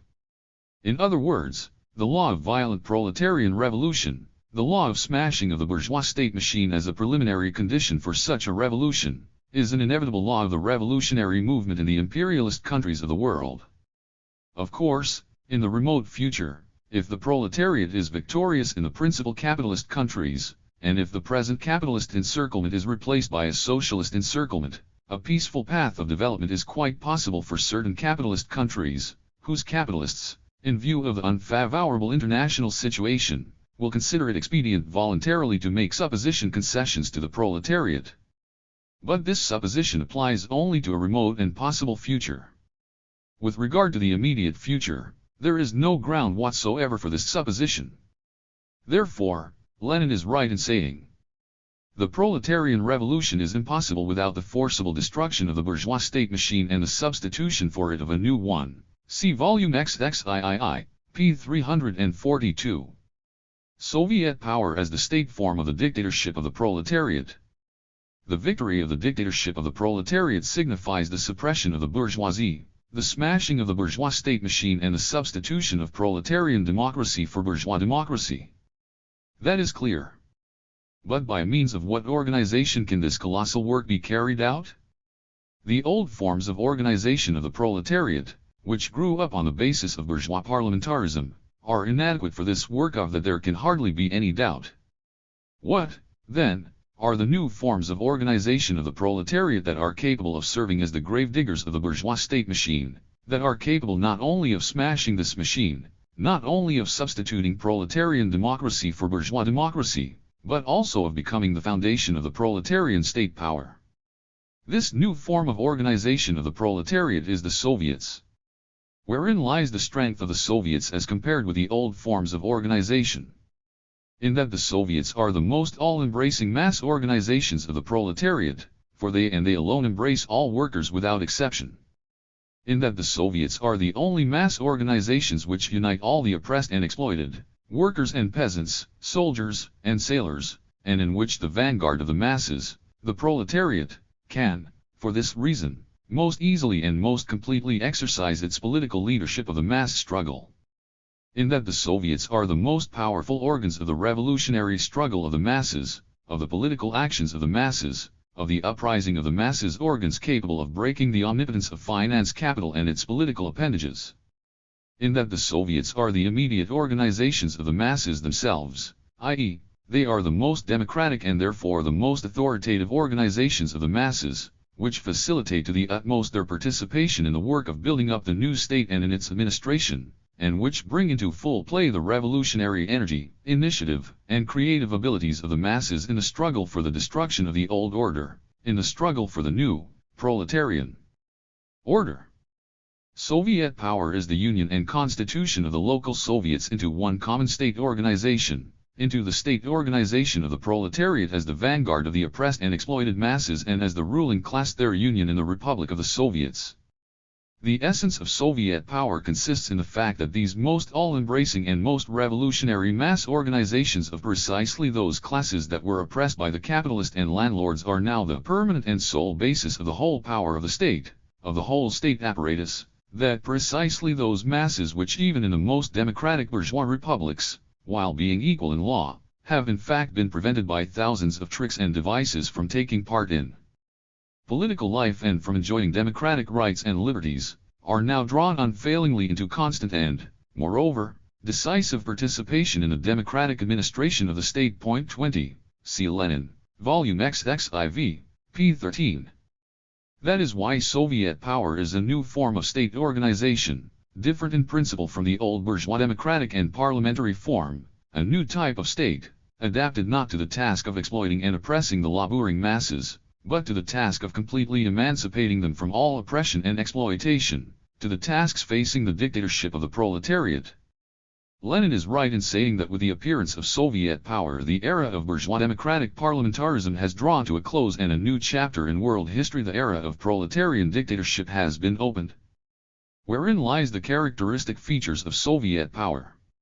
In that Soviet power is the most all-embracing and most democratic state organization of all possible state organizations while classes continue to exist, for, being the arena of the bond and collaboration between the workers and the exploited peasants in their struggle against the exploiters and basing itself in its works on this bond and on this collaboration.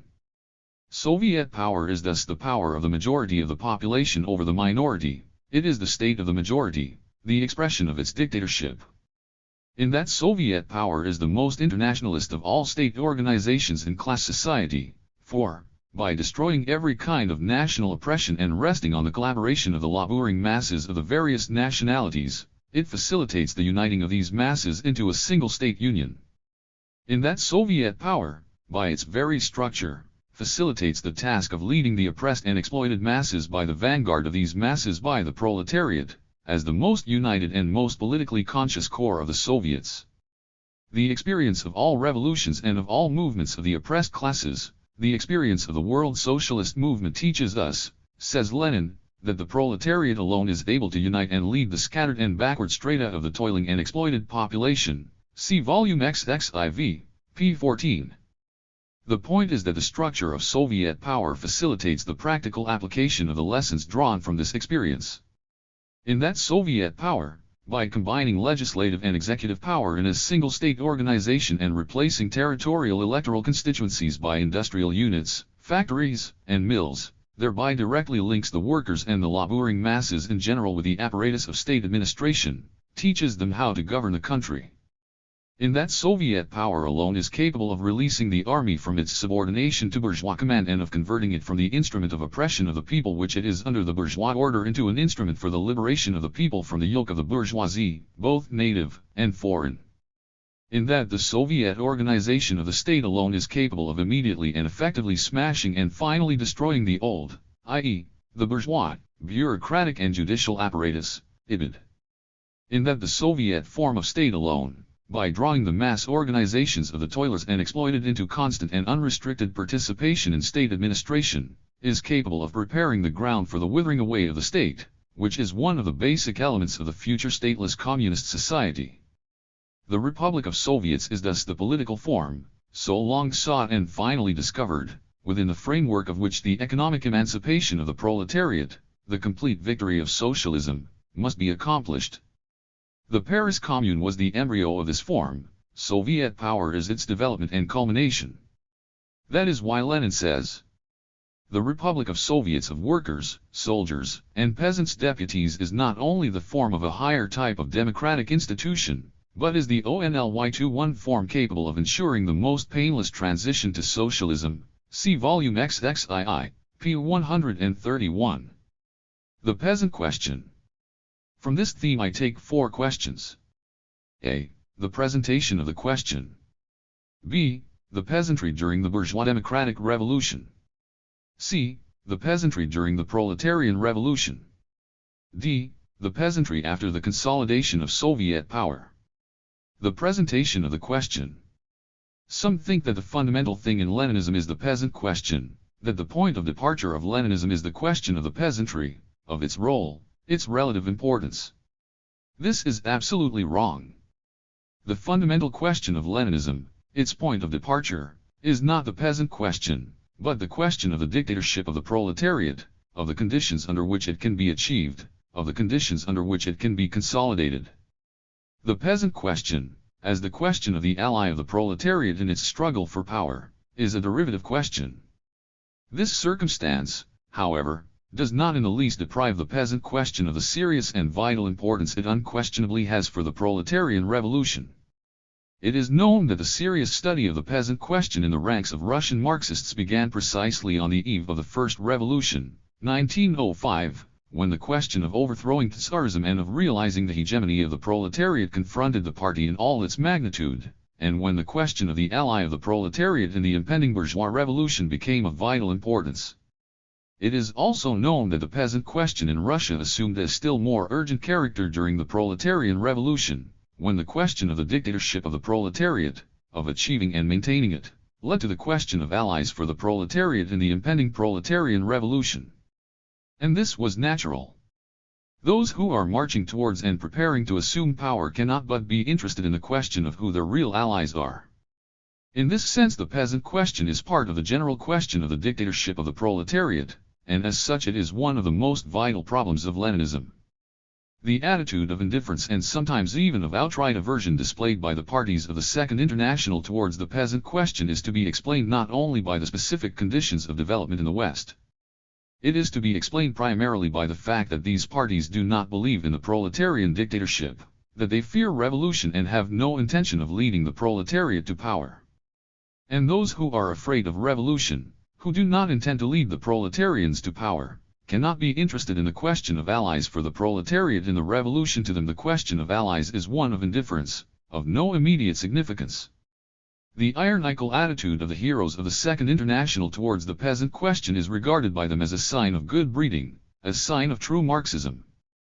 As a matter of fact, there is not a grain of Marxism in this, for indifference towards so important a question as the peasant question on the eve of the proletarian revolution is the reverse side of the repudiation of the dictatorship of the proletariat. It is an unmistakable sign of downright betrayal of Marxism. The question is as follows: are the revolutionary potentialities latent in the peasantry by virtue of certain conditions of its existence already exhausted, or not, and if not, is there any hope, any basis, for utilizing these potentialities for the proletarian revolution, for transforming the peasantry, the exploited majority of it, from the reserve of the bourgeoisie which it was during the bourgeois revolutions in the West and still is even now, into a reserve of the proletariat, into its ally? Leninism replies to this question in the affirmative, i.e., it recognizes the existence of revolutionary capacities in the ranks of the majority of the peasantry, and the possibility of using these in the interests of the proletarian dictatorship. The history of the 3 revolutions in Russia fully corroborates the conclusion of Leninism on this score. Hence the practical conclusion that the toiling masses of the peasantry must be supported in their struggle against bondage and exploitation, in their struggle for deliverance from oppression and poverty.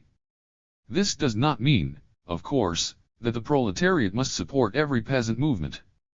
What we have in mind here is support for a movement or struggle of the peasantry which, directly or indirectly, facilitates the emancipation movement of the proletariat, which, in one way or another, brings grist to the mill of the proletarian revolution, and which helps to transform the peasantry into a reserve and ally of the working class.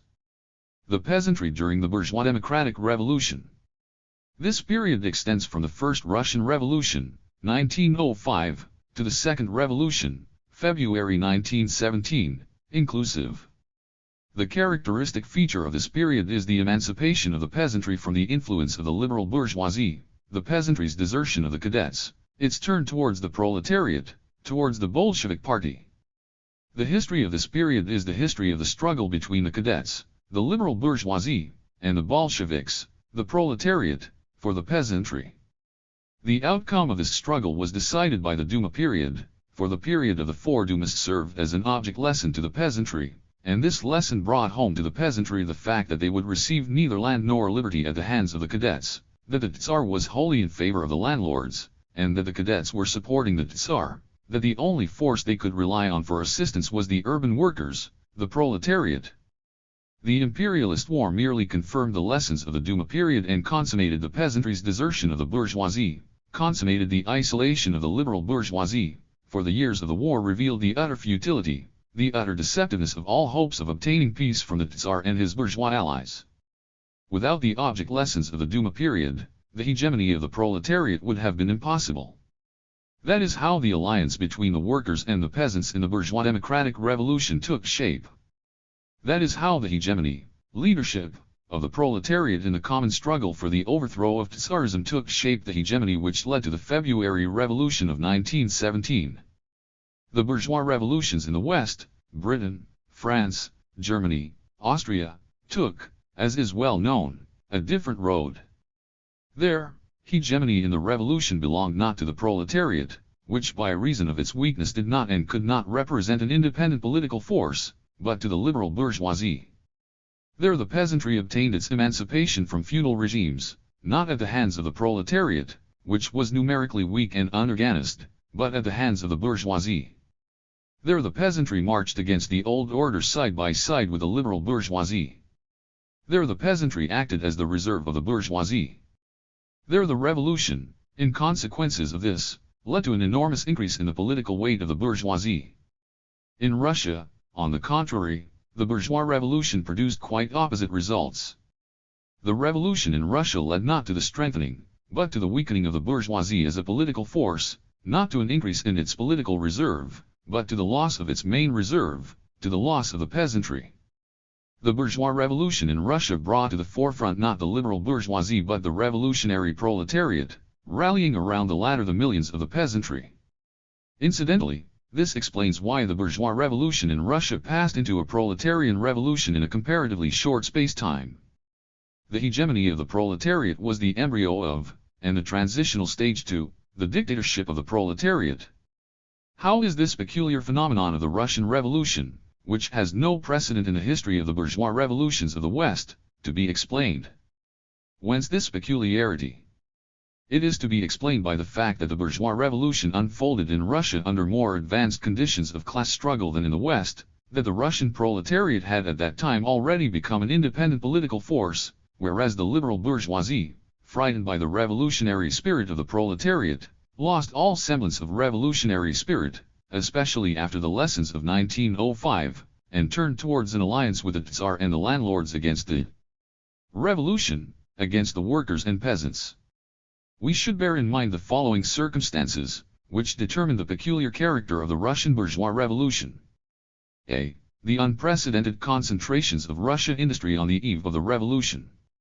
It is known, for instance, that in Russia 54% of all the workers were employed in enterprises employing over 500 workers each, whereas in so highly developed a country as the United States of America no more than 33% of all the workers were employed in such enterprises.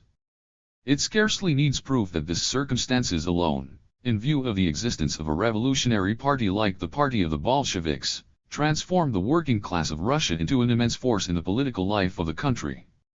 B. The hideous forms of exploitation in the factories, coupled with the intolerable police regime of the Tsarist henchmen, a circumstance which transformed every important strike of the workers into an imposing political action and steeled the working class as a force that was revolutionary to the end.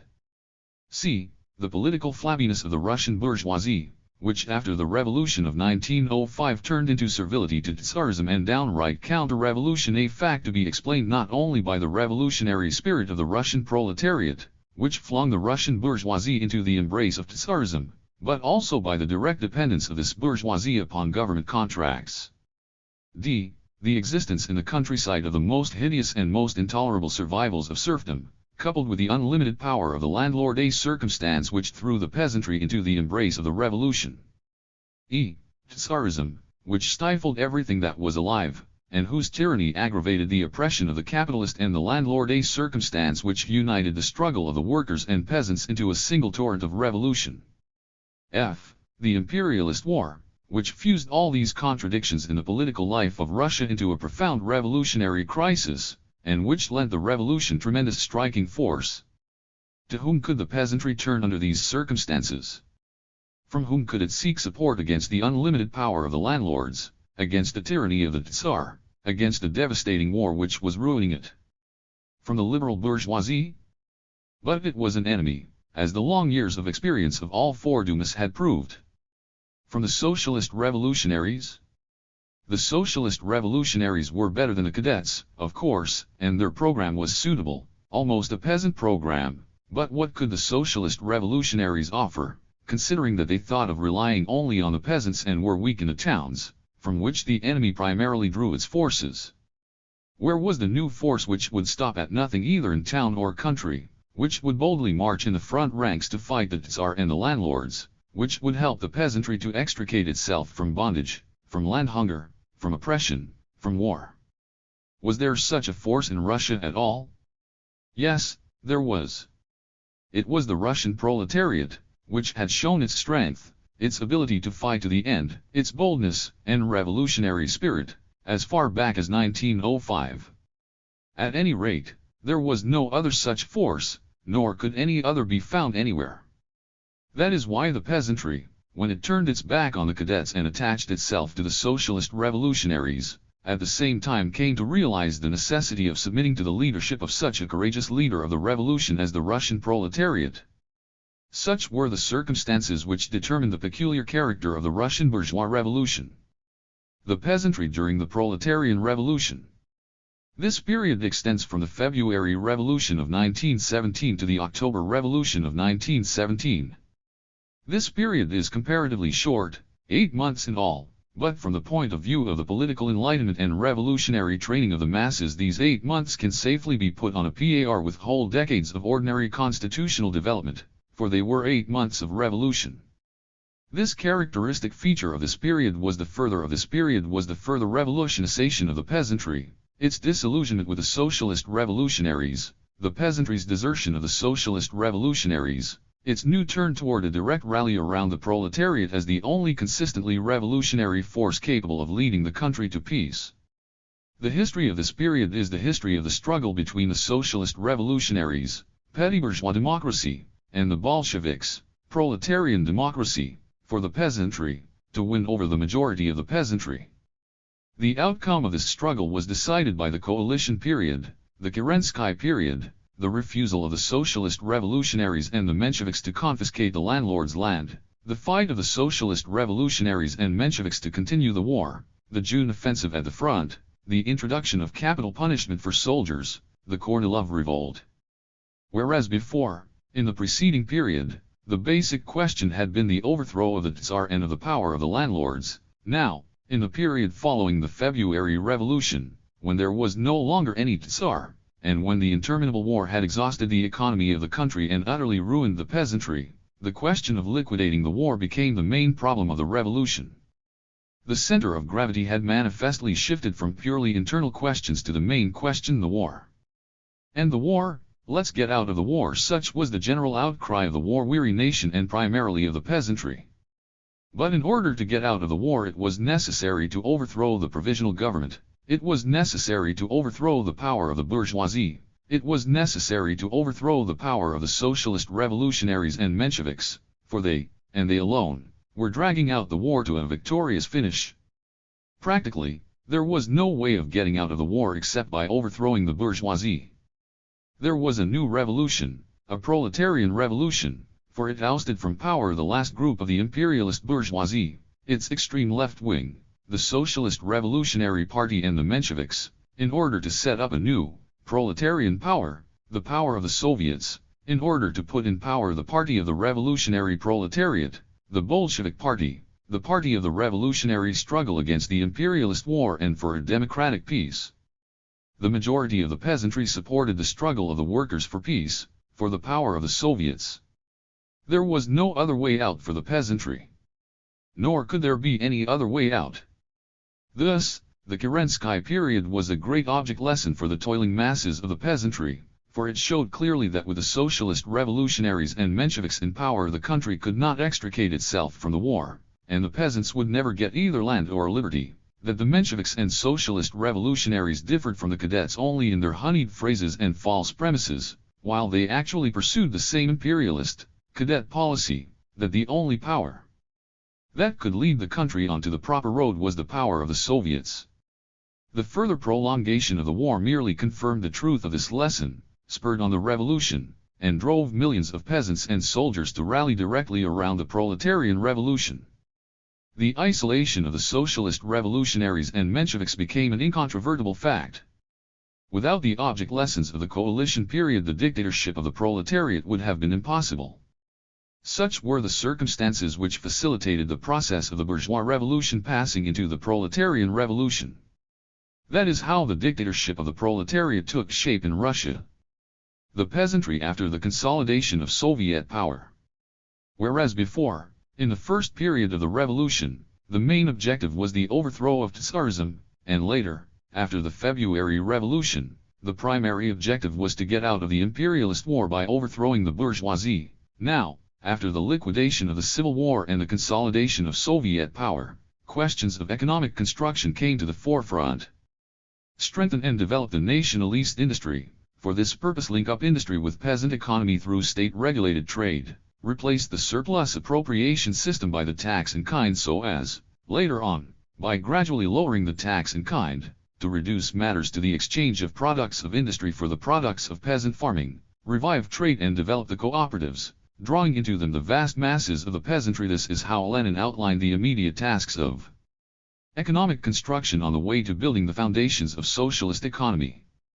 It is said that this task may prove beyond the strength of a peasant country like Russia.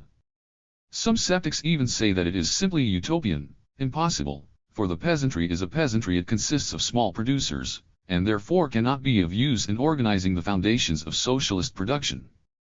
But the skeptics are mistaken, for they fail to take into account certain circumstances which in the present case are of decisive significance. Let us examine the most important of these. Firstly, the peasantry in the Soviet Union must not be confused with the peasantry in the West.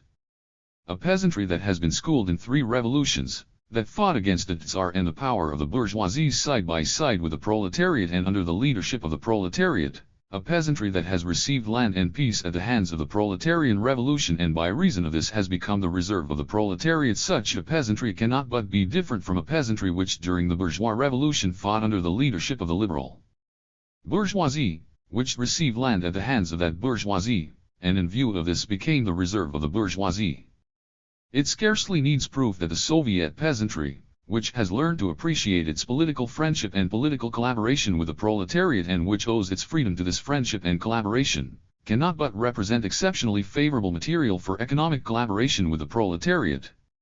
Engels said that the conquest of political power by the Socialist Party has become a matter of the not-too-distant future, that in order to conquer political power this party must first go from the towns to the country, must become a power in the countryside. See Engels, The Peasant Question, 1922 ed. 22. He wrote this in the 90s of the last century, having in mind the Western peasantry. Does it need proof that the Russian communists, after accomplishing an enormous amount of work in this field in the course of 3 revolutions, have already succeeded in gaining in the countryside an influence and backing the like of which our Western comrades dare not even dream of? How can it be denied that these circumstances must decidedly facilitate the organization of economic collaboration between the working class and the peasantry of Russia? The skeptics maintain that the small peasants are a factor that is incompatible with socialist construction. But listen to what Engels says about the small peasants of the West. We are decidedly on the side of the small peasant. We shall do everything at all permissible to make his lot more bearable, to facilitate his transition to the cooperative should he decide to do so, and even to make it possible for him to remain on his small holding for a protracted length of time to think the matter over, should he still be unable to bring himself to this decision. We do this not only because we consider the small peasant who does his own work as virtually belonging to us, but also in the direct interest of the party. The greater the number of peasants whom we can save from being actually hurled down into the proletariat, whom we can win to our side while they are still peasants, the more quickly and easily the social transformation will be accomplished. It will serve us not to wait with this transformation until capitalist production has developed everywhere to its utmost consequences, until the last small handicraftsman and last small peasant have fallen victim to capitalist large-scale production. The material sacrifices to be made for this purpose in the interest of the peasants and to be defrayed out of public funds can, from the point of view of capitalist economy, be viewed only as money thrown away, but it is nevertheless an excellent investment because it will effect a perhaps tenfold saving in the cost of the social reorganization in general. In this sense we can, therefore, afford to deal very liberally with the peasants, ibid. That is what Engels said, having in mind the Western peasantry. But is it not clear that what Engels said can nowhere be realized so easily and so completely as in the land of the dictatorship of the proletariat? Is it not clear that only in Soviet Russia is it possible at once and to the fullest extent for the small peasant who does his own work to come over to our side, for the material sacrifices necessary for this to be made, and for the necessary liberality towards the peasants to be displayed? Is it not clear that these and similar measures for the benefit of the peasantry are already being carried out in Russia? How can it be denied that this circumstance, in its turn, must facilitate and advance the work of economic construction in the land of the Soviets? Secondly, agriculture in Russia must not be confused with agriculture in the West. There, agriculture is developed along the ordinary lines of capitalism, under conditions of profound differentiation among the peasantry, with large landed estates and private capitalist latifundia at one extreme and pauperism, destitution, and wage slavery at the other. Owing to this, disintegration and decay are quite natural there. Not so in Russia. Here agriculture cannot develop along such a path, if for no other reason than that the existence of Soviet power and the nationalization of the principal instruments and means of production preclude such a development. In Russia the development of agriculture must proceed along a different path, along the path of organizing millions of small and middle peasants in cooperatives, along the path of developing in the countryside a mass cooperative movement supported by the state by means of preferential credits. Lenin rightly pointed out in his articles on cooperation that the development of agriculture in our country must proceed along a new path, along the path of drawing the majority of the peasants into socialist construction through the cooperatives, along the path of gradually introducing into agriculture the principles of collectivism, first in the sphere of marketing and later in the sphere of production of agriculture products. Of extreme interest in this respect are several new phenomena observed in the countryside in connection with the work of the agricultural cooperatives. It is well known that new, large organizations have sprung up within the Selsko Soyuz Lo 23 in different branches of agriculture, such as production of flax, potatoes, butter, etc., which have a great future before them. Of these, the Flax Center, for instance, unites a whole network of peasant flax growers associations. The Flax Center supplies the peasants with seeds and implements, then it buys all the flax produced by these peasants, disposes of it on the market on a large scale, guarantees the peasants a share in the profits, and in this way links peasant economy with state industry through the Selsko Soyuz. What shall we call this form of organization of production? In my opinion, it is the domestic system of large-scale state socialist production in the sphere of agriculture. In speaking of the domestic system of state socialist production I do so by analogy with the domestic system under capitalism, let us say, in the textile industry, where the handicraftsmen receive their raw material and tools from the capitalist and turned over to him the entire product of their labor, thus being in fact semi-wage earners working in their own homes. This is one of numerous indices showing the path along which our agriculture must develop. There is no need to mention here similar indices in other branches of agriculture. It scarcely needs proof that the vast majority of the peasantry will eagerly take this new path of development, rejecting the path of private capitalist latifundia and wage slavery, the path of destitution and ruin. Here is what Lenin says about the path of development of our agriculture. State power over all large-scale means of production, state power in the hands of the proletariat, the alliance of this proletariat with the many millions of small and very small peasants, the assured leadership of the peasantry by the proletariat, etc. Is not this all that is necessary for building a complete socialist society from the cooperatives alone, which we formerly looked upon as huckstering and which from a certain aspect we have the right to look down upon as such now, under the NEP? Is this not all that is necessary for building a complete socialist society? This is not yet the building of socialist society, but it is all that is necessary and sufficient for this building. See volume XXVII, p. 392. Further on, speaking of the necessity of giving financial and other assistance to the cooperatives, as a new principle of organizing the population and a new social system under the dictatorship of the proletariat, Lenin continues. Every social system arises only with the financial assistance of a definite class. There is no need to mention the hundreds and hundreds of millions of rubles that the birth of free capitalism cost. Now we must realize, and apply in our practical work, the fact that the social system which we must now give more than usual assistance is the cooperative system. But it must be assisted in the real sense of the word, i.e., it will not be enough to interpret assistance to mean assistance for any kind of cooperative trade. By assistance we must mean assistance for cooperative trade in which really large masses of the population really take part. Ibid. p. 393. What do all these facts prove? That the skeptics are wrong. That Leninism is right in regarding the masses of laboring peasants as the reserve of the proletariat. That the proletariat in power can and must use this reserve in order to link industry with agriculture, to advance socialist construction, and to provide for the dictatorship of the proletariat that necessary foundation without which the transition to socialist economy is impossible. The national question. From this theme I take two main questions. A. The presentation of the question. B. The liberation movement of the oppressed peoples and the proletarian revolution. The presentation of the question. During the last 2 decades the national question has undergone a number of very important changes. The national question in the period of the Second International and the national question in the period of Leninism are far from being the same thing. They differ profoundly from each other, not only in their scope, but also in their intrinsic character. Formerly, the national question was usually confined to a narrow circle of questions, concerning, primarily, civilized nationalities. The Irish, the Hungarians, the Poles, the Finns, the Serbs, and several other European nationalities. That was the circle of unequal peoples in whose destinies the leaders of the Second International were interested. The scores and hundreds of millions of Asiatic and African peoples who are suffering national oppression in its most savage and cruel form usually remained outside of their field of vision. They hesitated to put white and black, civilized and uncivilized on the same plane. 2 or 3 meaningless, lukewarm resolutions, which carefully evaded the question of liberating the colonies, that was all the leaders of the Second International could boast of. Now we can say that this duplicity and half-heartedness in dealing with the national question has been brought to an end.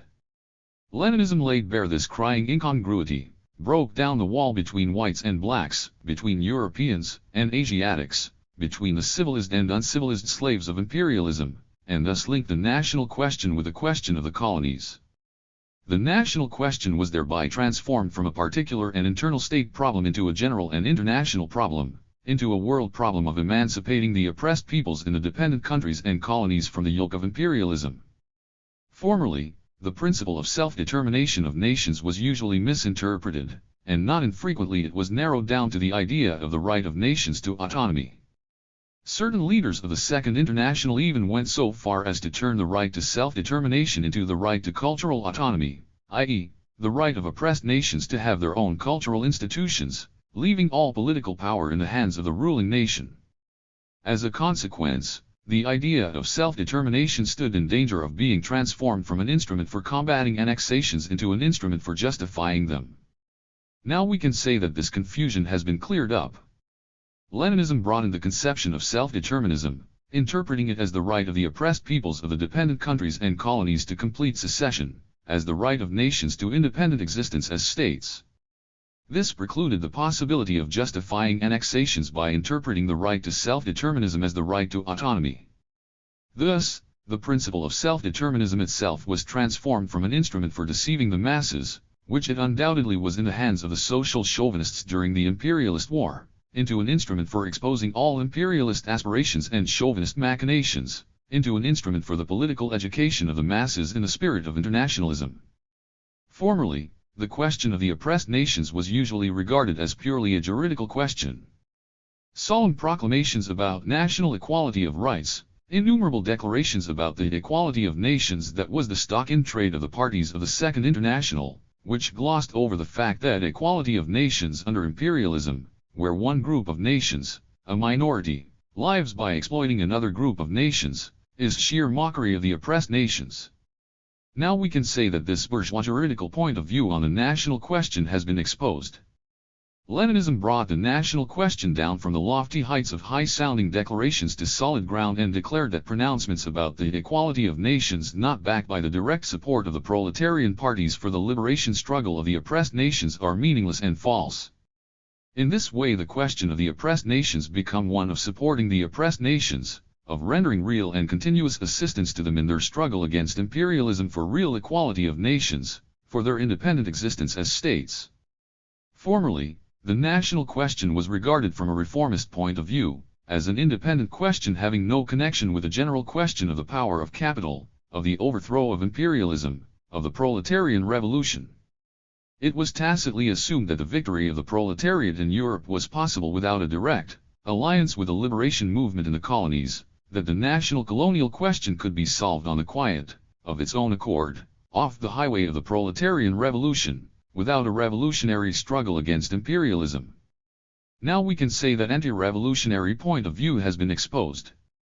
Leninism has proved, and the imperialist war and the revolution in Russia has confirmed, that the national question can be solved only in connection with and on the basis of the proletarian revolution, and that the road to victory of the revolution in the West lies through the revolutionary alliance with the liberation movement of the colonies and dependent countries against imperialism.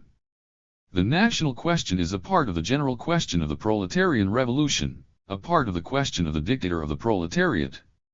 The question is as follows: are the revolutionary potentialities latent in the revolutionary liberation movement of the oppressed countries already exhausted, or not, and if not, is there any hope, any basis, for utilizing these potentialities for the proletarian revolution, for transforming the dependent and colonial countries from a reserve of the imperialist bourgeoisie into a reserve of the revolutionary proletariat, into an ally of the latter? Leninism replies to this question in the affirmative, i.e., it recognizes the existence of revolutionary capacities in the national liberation movement of the oppressed countries, and the possibility of using these for overthrowing the common enemy, for overthrowing imperialism. The mechanics of the development of imperialism, the imperialist war and the revolution in Russia wholly confirm the conclusions of Leninism on this score. Hence the necessity for the proletariat of the dominant nations to support resolutely and actively to support the national liberation movement of the oppressed and dependent peoples. This does not mean, of course, that the proletariat must support every national movement, everywhere and always, in every individual concrete case. It means that support must be given to such national movements as tend to weaken, to overthrow imperialism, and not to strengthen and preserve it.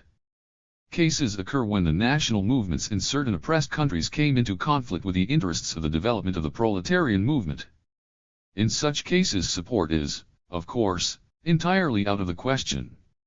The question of the rights of nations is not an isolated, self-sufficient question, it is a part of the general problem of the proletarian revolution, subordinate to the whole, and must be considered from the point of view of the whole. In the 40s of the last century Marx supported the national movement of the Poles and Hungarians and was opposed to the national movement of the Czechs and the South Slavs.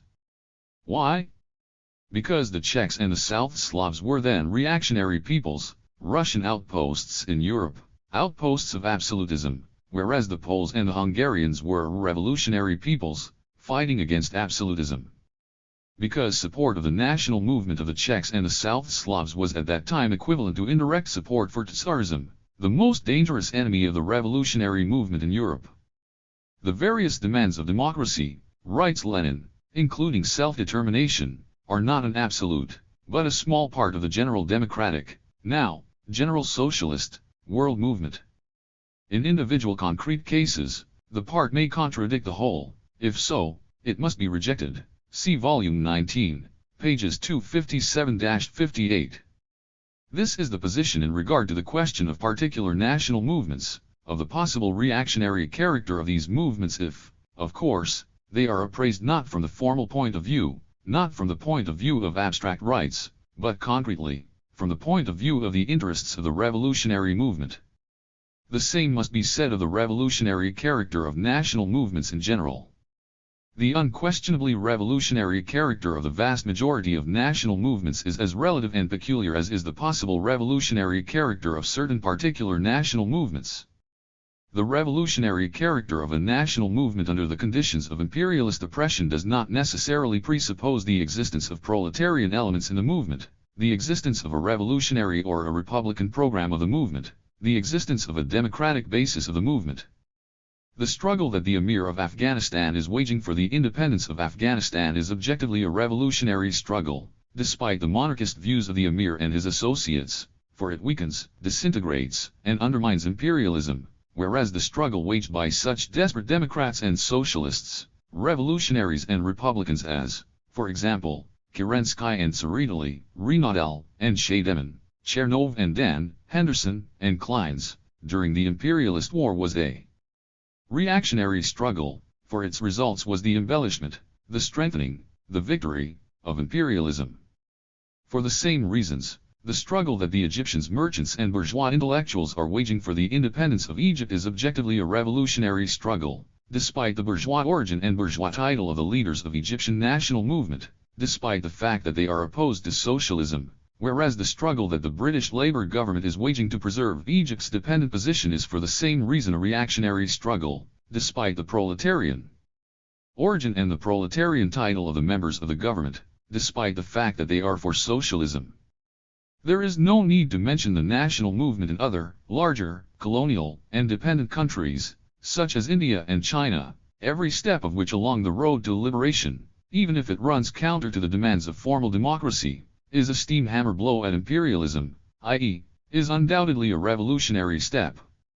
Lenin was right in saying that the national movement of the oppressed countries should be appraised not from the point of view of formal democracy, but from the point of view of the actual results, as shown by the general balance sheet of the struggle against imperialism, that is to say, not in isolation, but on a world scale. See Volume 19, p. 257. The liberation movement of the oppressed peoples and the proletarian revolution. In solving the national question, Leninism proceeds from the following theses. A. The world is divided into two camps, the camp of a handful of civilized nations, which possess finance capital and exploit the vast majority of the population of the globe, and the camp of the oppressed and exploited peoples in the colonies and dependent countries, which constitute the majority.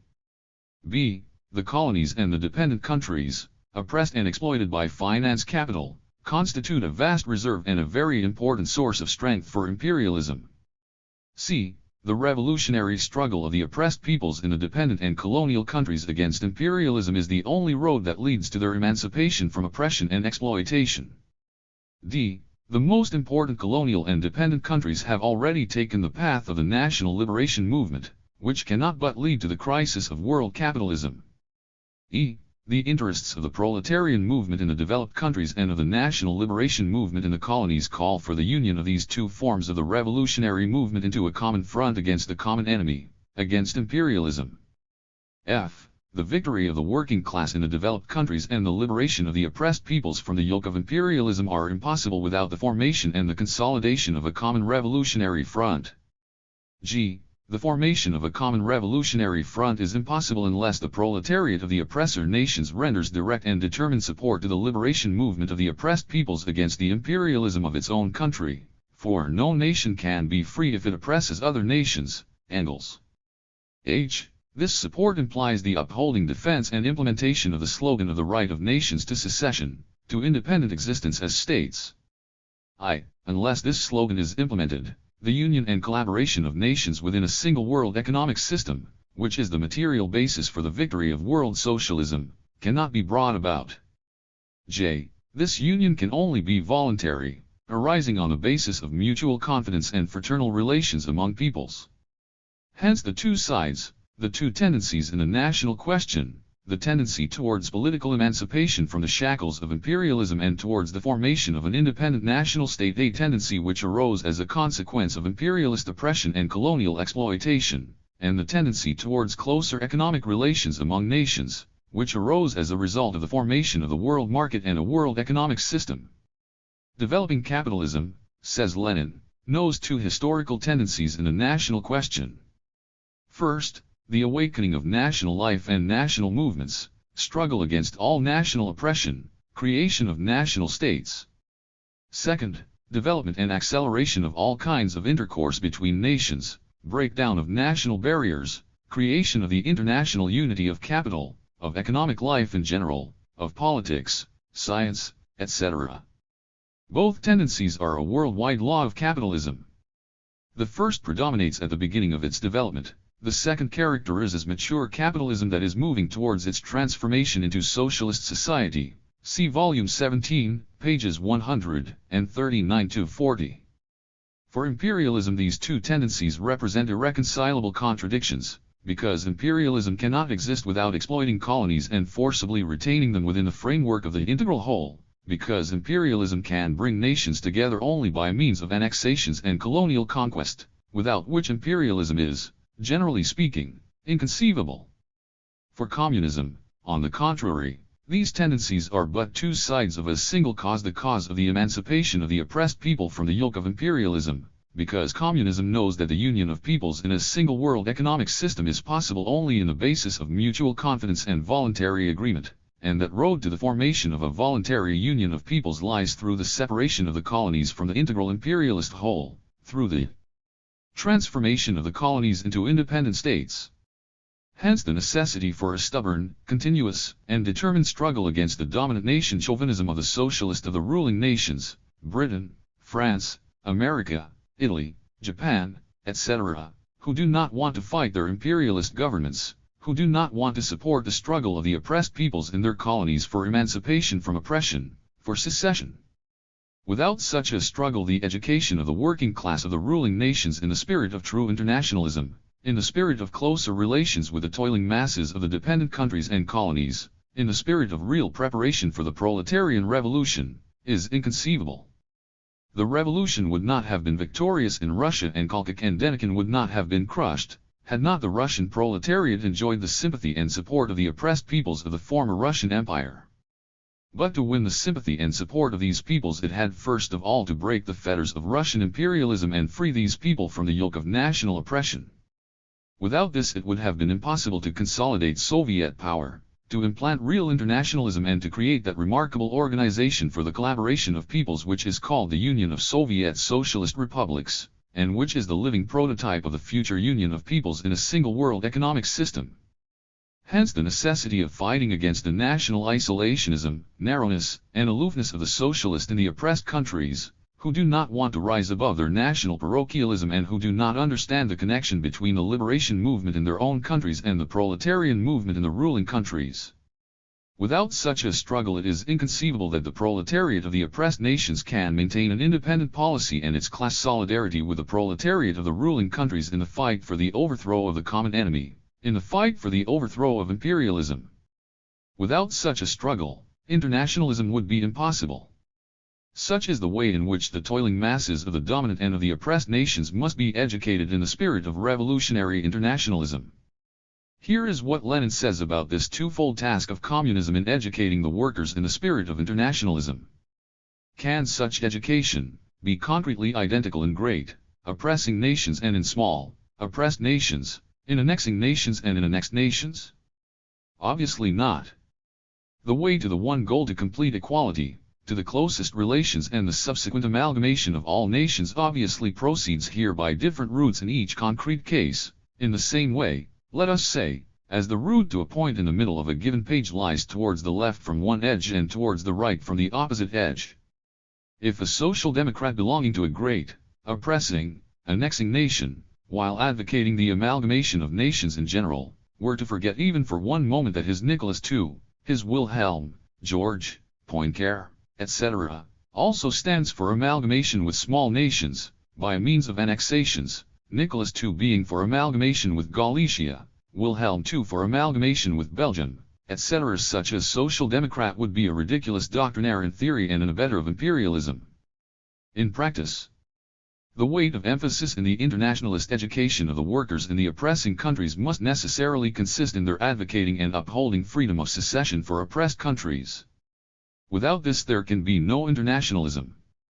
It is our right and duty to treat every social democrat of an oppressing nation who fails to conduct such propaganda as an imperialist and a scoundrel. This is an absolute demand, even if the chance of secession being possible and feasible before the introduction of socialism be 1 in 1,000. On the other hand, a social democrat belonging to a small nation must emphasize in his agitation the second word of our general formula, voluntary union of nations. He may, without violating his duties as an internationalist, be in favor of either the political independence of his nation or its inclusion in a neighboring state X, Y, Z, etc. But in all cases he must fight against small nation narrow-mindedness, isolationism, and aloofness. He must fight for the recognition of the whole and the general, for the subordination of the interests of the particular to the interests of the general. People who have not gone thoroughly into the question think there is a contradiction in social democrats of oppressing nations insisting on freedom of secession, while social democrats of oppressed nations insist on freedom of union. However, a little reflection will show that there is not, and cannot be, any other road leading from the given situation to internationalism and the amalgamation of nations, any other road to this goal. See Volume 19, pages 261 to 62. Strategy and Tactics. From this theme I take 6 questions. A. Strategy and Tactics as the science of leadership in the class struggle of the proletariat. B. Stages of the revolution, and strategy. C. The flow and ebb of the movement, and tactics. D. Strategic leadership. E. Tactical leadership. F. Reformism and revolutionism. Strategy and Tactics as the science of leadership in the class struggle of the proletariat. The period of the domination of the Second International was mainly a period of the formation and training of the proletarian political armies under conditions of more or less peaceful development. It was the period of parliamentarism as the predominant form of the class struggle. Questions of great class conflicts, of preparing the proletariat for revolutionary clashes, of the means of achieving the dictatorship of the proletariat, did not seem to be on the order of the day at that time. The task was confined to utilizing all means of legal development for the purpose of forming and training the proletarian armies, to utilizing parliamentarism in conformity with the conditions under which the status of the proletariat remained, and, as it seemed, had to remain, that of an opposition. It scarcely needs proof that in such a period and with such a conception of the tasks of the proletariat there could be neither an integral strategy nor any elaborated tactics. There were fragmentary and detached ideas about tactics and strategy, but no tactics or strategy as such. The mortal sin of the Second International was not that it pursued at that time the tactics of utilizing parliamentary forms of struggle, but that it overestimated the importance of these forms, that it considered them virtually the only forms, and that when the period of open revolutionary battles set in and the question of extra-parliamentary forms of struggle came to the fore, the parties of the Second International turned their backs on these new tasks, refused to shoulder them. Only in the subsequent period, the period of direct action by the proletariat, the period of proletarian revolution, when the question of overthrowing the bourgeoisie became a question of immediate practical action, when the question of the reserves of the proletariat, strategy, became one of the most burning questions, when all forms of struggle and of organization, parliamentary and extra-parliamentary, tactics, had quite clearly manifested themselves. Only in this period could an integral strategy and elaborated tactics for the struggle of the proletariat be worked out. It was precisely in this period that Lenin brought out into the light of day the brilliant ideas of Marx and Engels on tactics and strategy that had been suppressed by the opportunists of the Second International. But Lenin did not confine himself to restoring particular tactical propositions of Marx and Engels. He developed them further and supplemented them with new ideas and propositions, combining them all into a system of rules and guiding principles for the leadership of the class struggle of the proletariat. Lenin's pamphlets, such as What is to be Done, Two Tactics, Imperialism, The State and Revolution, The Proletarian Revolution and the Renegade Koskaya, Left-Wing Communism, undoubtedly constitute priceless contributions to the general treasury of Marxism, to its revolutionary arsenal. The strategy and tactics of Leninism constitute the science of leadership in the revolutionary struggle of the proletariat. Stages of the revolution, and strategy. Strategy is the determination of the direction of the main blow of the proletariat at a given stage of the revolution, the elaboration of a corresponding plan for the disposition of the revolutionary forces, main and secondary reserves, the fight to carry out this plan throughout the given stage of the revolution. Our revolution had already passed through 2 stages, and after the October Revolution it entered a 3rd one. Our strategy changed accordingly. First stage. 1903 to February 1917. Objective: to overthrow Tsarism and completely wipe out the survivals of medievalism. The main force of the revolution, the proletariat. Immediate reserves, the peasantry. Direction of the main blow, the isolation of the liberal monarchist bourgeoisie, which was striving to win over the peasantry and liquidate the revolution by a compromise with Tsarism. Plan for the disposition of forces, alliance of the working class with the peasantry. The proletariat must carry to completion the democratic revolution, by allying to itself the mass of the peasantry in order to crush by force the resistance of the autocracy and to paralyze the instability of the bourgeoisie. See Lenin, Volume 8, p.96. Second stage. March 1917 to October 1917. Objective: to overthrow imperialism in Russia and to withdraw from the imperialist war. The main force of the revolution, the proletariat. Immediate reserves, the poor peasantry. The proletariat of neighboring countries as probable reserves. The protracted war and the crisis of imperialism as a favorable factor. Direction of the main blow, isolation of the petty bourgeois Democrats, Mensheviks and socialist revolutionaries, who were striving to win over the toiling masses of the peasantry and to put an end to the revolution by a compromise with imperialism. Plan for the disposition of forces, alliance of the proletariat with the poor peasantry.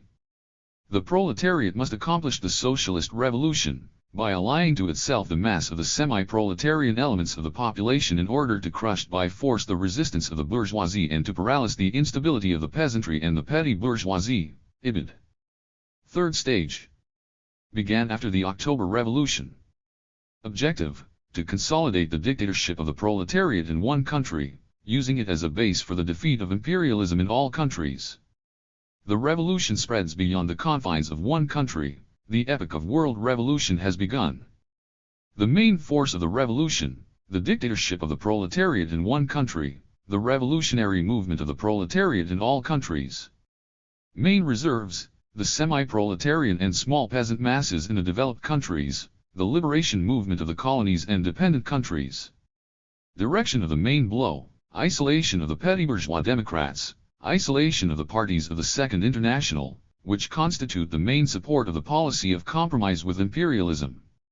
Plan for the disposition of forces, alliance of the proletarian revolution with the liberation movement in the colonies and the dependent countries. Strategy deals with the main forces of the revolution and their reserves. It changes with the passing of the revolution from one stage to another but remains basically unchanged throughout a given stage. The flow and ebb of the movement, and tactics. Tactics are the determination of the line of conduct of the proletariat in the comparatively short period of the flow or ebb of the movement, of the rise or decline of the revolution, the fight to carry out this line by means of replacing old forms of struggle and organization by new ones, old slogans by new ones, by combining these forms, etc. While the object of strategy is to win the war against Tsarism, let us say, or against the bourgeoisie, to carry through the struggle against Tsarism or against the bourgeoisie to its end, tactics pursue less important objects, for their aim is not the winning of the war as a whole, but the winning of some particular engagements or some particular battles, the carrying through successfully of some particular campaigns or actions corresponding to the concrete circumstances in a given period of rise or decline of the revolution. Tactics are a part of strategy, subordinate to it and serving it. Tactics change according to flow and ebb. While the strategic plan remained unchanged during the first stage of the revolution, 1903 to February 1917, tactics changed several times during that period. In the period from 1903 to 1905 the party pursued offensive tactics, for the tide of the revolution was rising, the movement was on the upgrade, and tactics had to proceed from this fact. Accordingly, the forms of struggle were revolutionary, corresponding to the requirements of the rising tide of the revolution. Local political strikes, political demonstrations, the general political strike, boycott of the Duma, uprising, revolutionary fighting slogans, such were the successive forms of the struggle during that period. These changes in the forms of struggle were accomplished by corresponding changes in the forms of organization. Factory committees, revolutionary peasant committees, strike committees, Soviets of workers' deputies, a workers' party operating more or less openly, such were the forms of organization during that period. In the period from 1907 to 1912 the party was compelled to resort to tactics of retreat, for we then experienced a decline in the revolutionary movement, the ebb of the revolution, and tactics necessarily had to take this fact into consideration. The forms of struggle, as well as the forms of organization, changed accordingly. Instead of the boycott of the Duma, participation in the Duma; instead of open revolutionary actions outside the Duma, actions and work in the Duma; instead of general political strikes, partial economic strikes, or simply a lull in activities. Of course, the party had to go underground that period, while the revolutionary mass organizations were replaced by cultural, educational, cooperative, insurance and other legal organizations. The same must be said of the second and third stages of the revolution, during which tactics changed dozens of times, whereas the strategic plans remained unchanged. Tactics deal with the forms of struggle and the forms of organization of the proletariat, with their changes and combinations. During a given stage of the revolution tactics may change several times, depending on the flow or ebb, the rise or decline of the revolution. Strategic leadership. The reserves of the revolution can be direct, a. the peasantry and in general the intermediate strata of the population within the country, b. the proletariat of neighboring countries, c. the revolutionary movement in the colonies and dependent countries, d. the conquests and gains of the dictatorship of the proletariat, part of which the proletariat may give up temporarily, while retaining superiority of forces, in order to buy off a powerful enemy and gain a respite, and indirect, a. the contradictions and conflicts among the non-proletarian classes within the country, which can be utilized by the proletariat to weaken the enemy and to strengthen its own reserves, b. contradictions, conflicts, and wars, the imperialist war, for instance, among the bourgeois states hostile to the proletarian state, which can be utilized by the proletariat in its offensive or in maneuvering in the event of a forced retreat. There is no need to speak at length about the reserves of the first category, as their significance is clear to everyone. As for the reserves of the second category, whose significance is not clear, it must be said that sometimes they are of prime importance for the progress of the revolution. One can hardly deny the enormous importance, for example, of the conflicts between the petty bourgeois democrats, socialist revolutionaries, and the liberal monarchists bourgeoisie, the cadets, during and after the First Revolution, which undoubtedly played its part in freeing the peasantry from the influence of the bourgeoisie. Still less reason is there for denying the colossal importance of the fact that the principal groups of imperialists were engaged in a deadly war during the period of the October Revolution, when the imperialists, engrossed in war among themselves, were unable to concentrate their forces against the young Soviet power, and the proletariat for this very reason, was able to get down to work of organizing its forces and consolidating its power, and to prepare the rout of Kalkak and Denikin. It must be presumed that now, when the contradictions among the imperialist groups are becoming more and more profound, and when a new war among them is becoming inevitable, reserves of this description will assume ever greater importance for the proletariat. The task of strategic leadership is to make proper use of all these reserves for the achievement of the main object of the revolution at the given stage of its development. What does making proper use of reserves mean? It means fulfilling certain necessary conditions, of which the following must be regarded as the principal ones. Firstly, the concentration of the main forces of the revolution at the enemy's most vulnerable spot at the decisive moment, when the revolution has already become ripe, when the offensive is going full steam ahead, when insurrection is knocking at the door, and when bringing the reserves up to the vanguard is the decisive condition of success. The party's strategy during the period from April to October 1917 can be taken as an example of this manner of utilizing reserves. Undoubtedly, the enemy's most vulnerable spot at that time was the war. Undoubtedly, it was on this question, as the fundamental one, that the party rallied the broadest masses of the population around the proletarian vanguard. The party's strategy during that period was, while training the vanguard for street action by means of manifestations and demonstrations, to bring the reserves up to the vanguard through the medium of Soviets in the rear and the soldiers' committees at the front. The outcome of the revolution has shown that the reserves were properly utilized. Here is what Lenin, paraphrasing the well-known theses of Marx and Engels on insurrection, says about this condition of the strategic utilization of the forces of the revolution. 1. Never play with insurrection, but when beginning it firmly realize that you must go to the end. 2. Concentrate a great superiority of forces at the decisive point, at the decisive moment, otherwise the enemy, who has the advantage of better preparation and organization, will destroy the insurgents. 3. Once the insurrection has begun, you must act with the greatest determination, and by all means, without fail, take the offensive. The defensive is the death of every armed uprising. 4. You must try to take the enemy by surprise and seize the moment when his forces are scattered. 5. You must strive for daily success, even if small, one might say hourly, if it is the case of one town, and at all costs retain the moral ascendancy. See volume XXI, pages 319-20.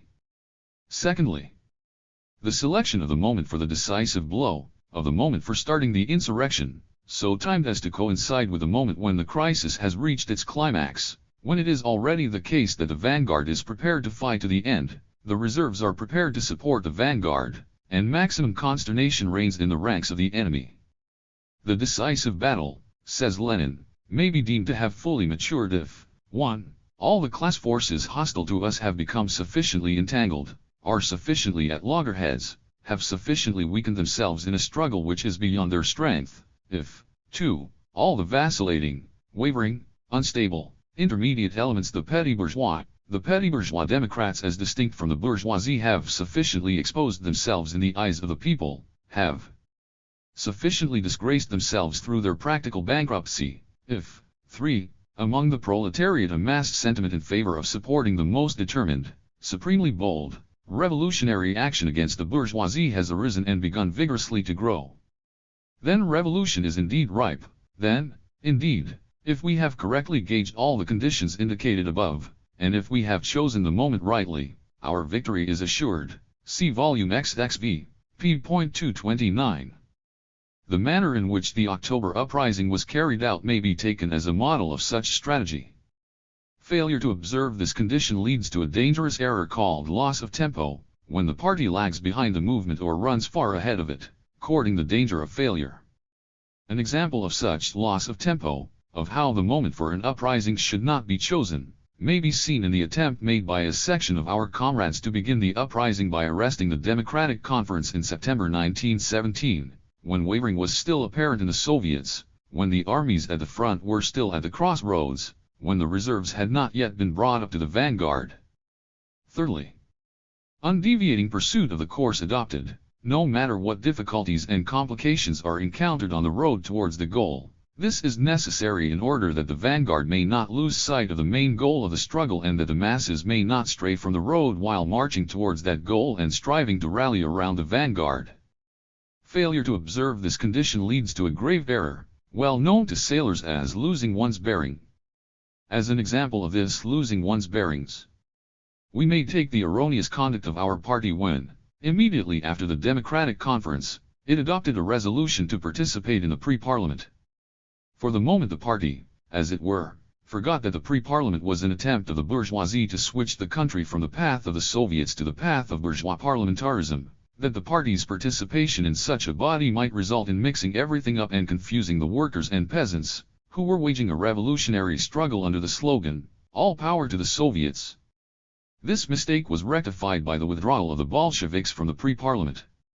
Fourthly, maneuvering the reserves with a view to effecting a proper retreat when the enemy is strong, when retreat is inevitable, when to accept battle forced upon us by the enemy is obviously disadvantageous, when, with a given relation of forces, retreat becomes the only way to escape a blow against the vanguard and to retain the reserves for the latter. The revolutionary parties, says Lenin, must complete their education. They have learned to attack. Now they have to realize that this knowledge must be supplemented with the knowledge how to retreat properly. They have to realize, and the revolutionary class is taught to realize it by its own bitter experience, that victory is impossible unless they have learned both how to attack and how to retreat properly. See Volume XXV, p. 177. The object of this strategy is to gain time to disrupt the enemy, and to accumulate forces in order to later assume the offensive. The signing of the Brest Peace may be taken as a model of this strategy, for it enabled the party to gain time, to take advantage of the conflicts in the camp of the imperialists, to disrupt the forces of the enemy, to retain the support of the peasantry, and to accumulate forces in preparation for the offensive against Kolchak and Denikin.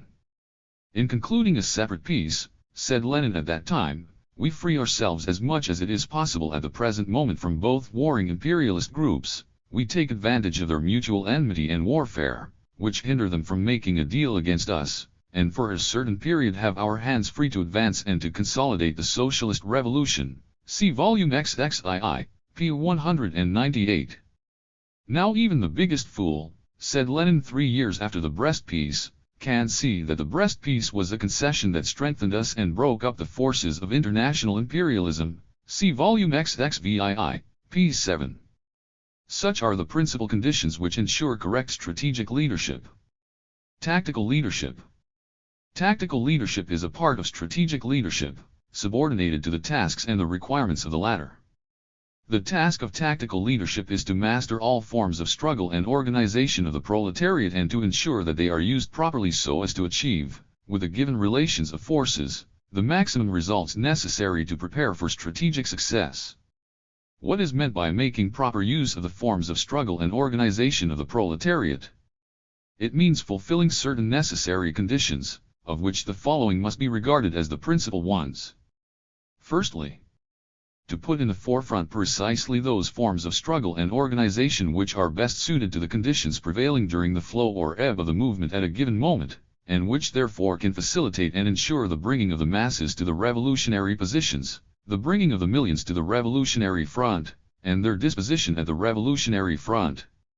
The point here is not that the vanguard should realize the impossibility of preserving the old regime and the inevitability of its overthrow.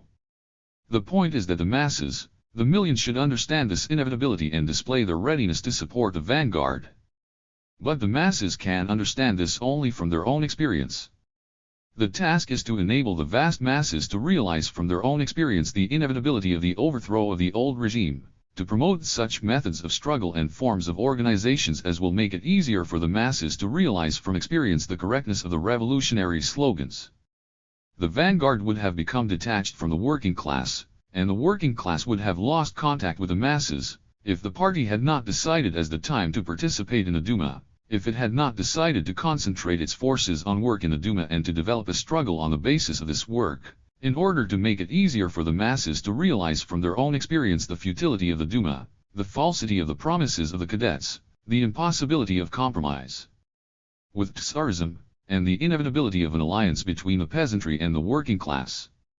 Had the masses not gained their experience during the period of the Duma, the exposure of the cadets and the hegemony of the proletariat would have been impossible. The danger of the Tsovist tactics was that they threatened to detach the vanguard from the millions of its reserves. The party would have become detached from the working class, and the working class would have lost its influence among the broad masses of the peasants and soldiers, if the proletariat had followed the left communists, who called for an uprising in April 1917, when the Mensheviks and socialist revolutionaries had not yet exposed themselves as advocates of war and imperialism, when the masses had not yet realized from their own experience the falsity of speeches of the Mensheviks and socialist revolutionaries about peace, land, and freedom. Had the masses not gained this experience during the Kerensky period, the Mensheviks and socialist revolutionaries would not have been isolated and the dictatorship of the proletariat would have been impossible. Therefore, the tactics of patiently explaining the mistakes of the petty bourgeois parties and of open struggle in the Soviets were the only correct tactics. The danger of the tactics of the left communists was that they threatened to transform the party from the leader of the proletarian revolution into a handful of feudal conspirators with no ground to stand on. Victory cannot be won with the vanguard alone, says Lenin. To throw the vanguard alone into the decisive battle, before the whole class, before the broad masses have taken up a position either of direct support of the vanguard, or at least of benevolent neutrality towards it, would be not merely folly but a crime. And in order that actually the whole class, that actually the broad masses of the working people and those oppressed by capital may take up such a position, propaganda and agitation alone are not enough. For this the masses must have their own political experience. Such is the fundamental law of all great revolutions, now confirmed with astonishing force and vividness not only in Russia but also in Germany.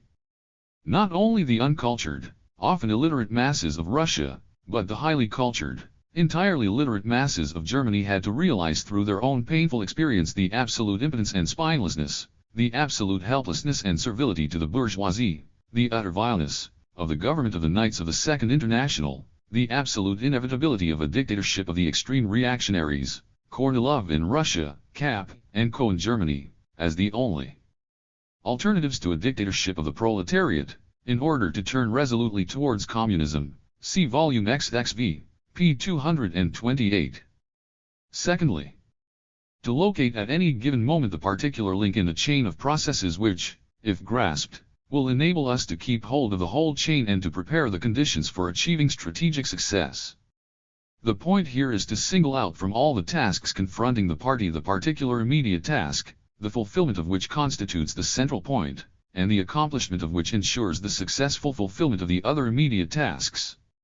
The importance of this thesis may be illustrated by two examples, one of which could be taken from the remote past, the period of the formation of the party, and the other from the immediate present, the period of the NEP.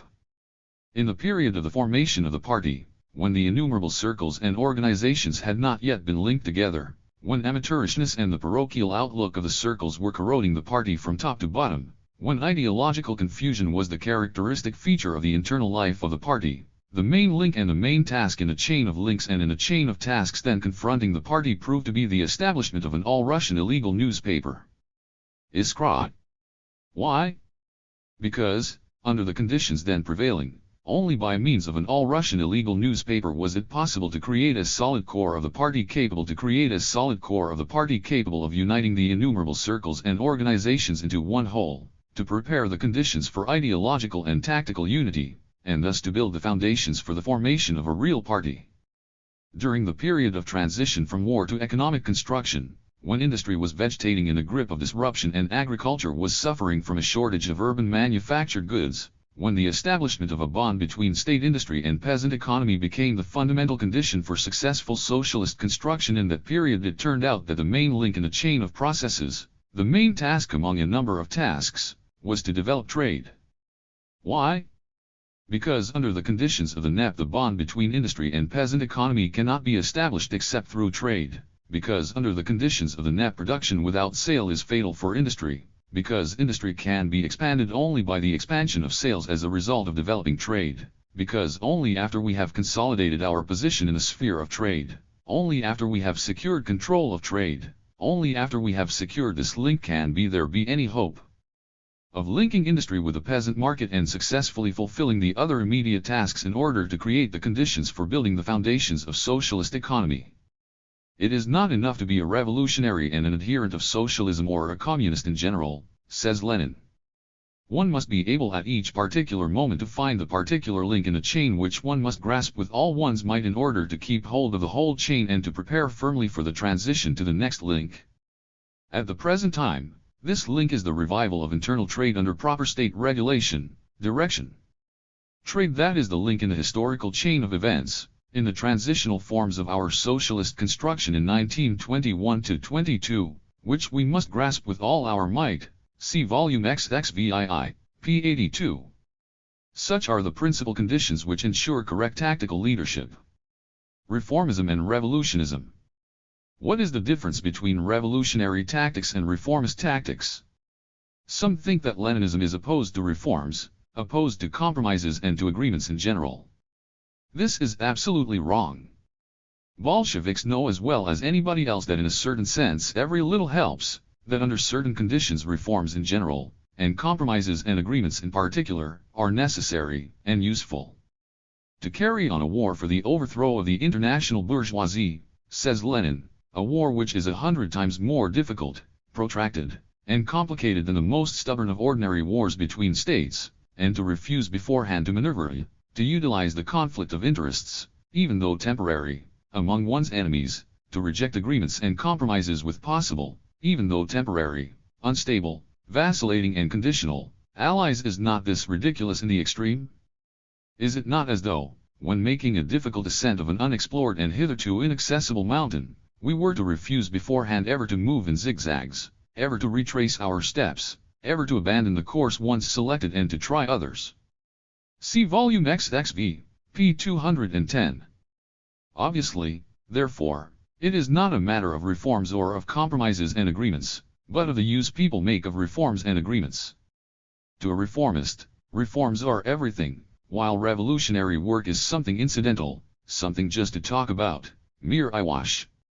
That is why, with reformist tactics under the conditions of bourgeois rule, reforms are inevitability transformed into an instrument for strengthening that rule, an instrument for disintegrating the revolution.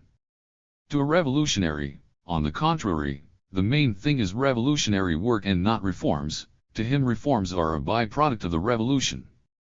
That is why, with revolutionary tactics under the conditions of bourgeois rule, reforms are naturally transformed into an instrument for strengthening the revolution, into a strong point for the further development of the revolutionary movement.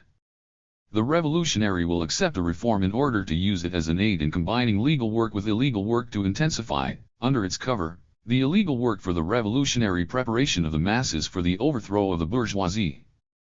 That is the essence of making revolutionary use of reforms and agreements under the conditions of imperialism.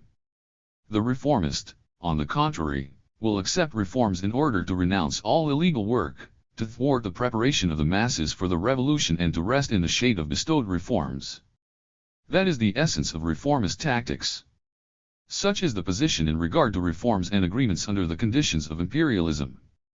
The situation changes somewhat, however, after the overthrow of imperialism, under the dictatorship of the proletariat. Under certain conditions, in a certain situation, the proletarian power may find itself compelled temporarily to leave the path of the revolutionary reconstruction of the existing order of things and to take the path of its gradual transformation, the reformist path, as Lenin says in his well-known article The Importance of Gold, 24. The path of flanking movements, of reforms, and concessions to the non-proletarian classes in order to disintegrate these classes, to give the revolution a respite, to recuperate one's forces and prepare the conditions for a new offensive. It cannot be denied that in a sense this is a reformist path. But it must be borne in mind that there is a fundamental distinction here, which consists in the fact that in this case the reform emanates from the proletarian power, it strengthens the proletarian power. It procures for it a necessary respite. Its purpose is to disintegrate, not the revolution, but the non-proletarian classes. Under such conditions a reform is thus transformed into its opposite. The proletarian power is able to adopt such a policy because, and only because, the sweep of the revolution in the preceding period was great enough and therefore provided a sufficiently wide expanse within which to retreat, substituting for offensive tactics the tactics of temporary retreat, the tactics of flanking movements. Thus, while formerly, under bourgeois rule, reforms were a byproduct of revolution, now under the dictatorship of the proletariat, the source of reforms is the revolutionary gains of the proletariat, the reserves accumulated in the hands of the proletariat consisting of these gains. Only Marxism, says Lenin, has precisely and correctly defined the relation of reforms to revolution. However, Marx was able to see this relation only from one aspect, namely, under the conditions preceding the first to any extant permanent and lasting victory of the proletariat, if only in a single country. Under those conditions, the basis of the proper relations was, reforms are a byproduct of the revolutionary class struggle of the proletariat. After the victory of the proletariat, if only in a single country, something new enters into the relation between reforms and revolution. In principle, it is the same as before, but a change in form takes place, which Marx himself could not foresee, but which can be appreciated only on the basis of the philosophy and politics of Marxism. After the victory, while still remaining a byproduct on an international scale, they, i.e., reforms J.St., are, in addition, for the country in which victory has been achieved, a necessary and legitimate respite in those cases when, after the utmost exertion of effort, it becomes obvious that sufficient strength is lacking for the revolutionary accomplishment of this or that transition. Victory creates such a reserve of strength that it is possible to hold out even in a forced retreat, to hold out both materially and morally. See volume XXVII, pages 84 to 85. The Party. In the pre-revolutionary period, the period of more or less peaceful development, when the parties of the Second International were the predominant force in the working class movement and parliamentary forms of struggle were regarded as the principal forms, under these conditions the party neither had nor could have had that great and decisive importance which it acquired afterwards, under conditions of open revolutionary clashes.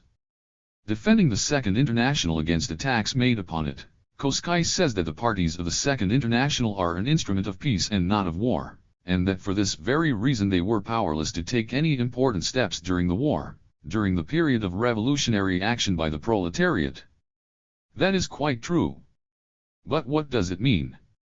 It means that the parties of the Second International are unfit for the revolutionary struggle of the proletariat, that they are not militant parties of the proletariat, leading the workers to power, but election machines adapted for parliamentary elections and parliamentary struggle.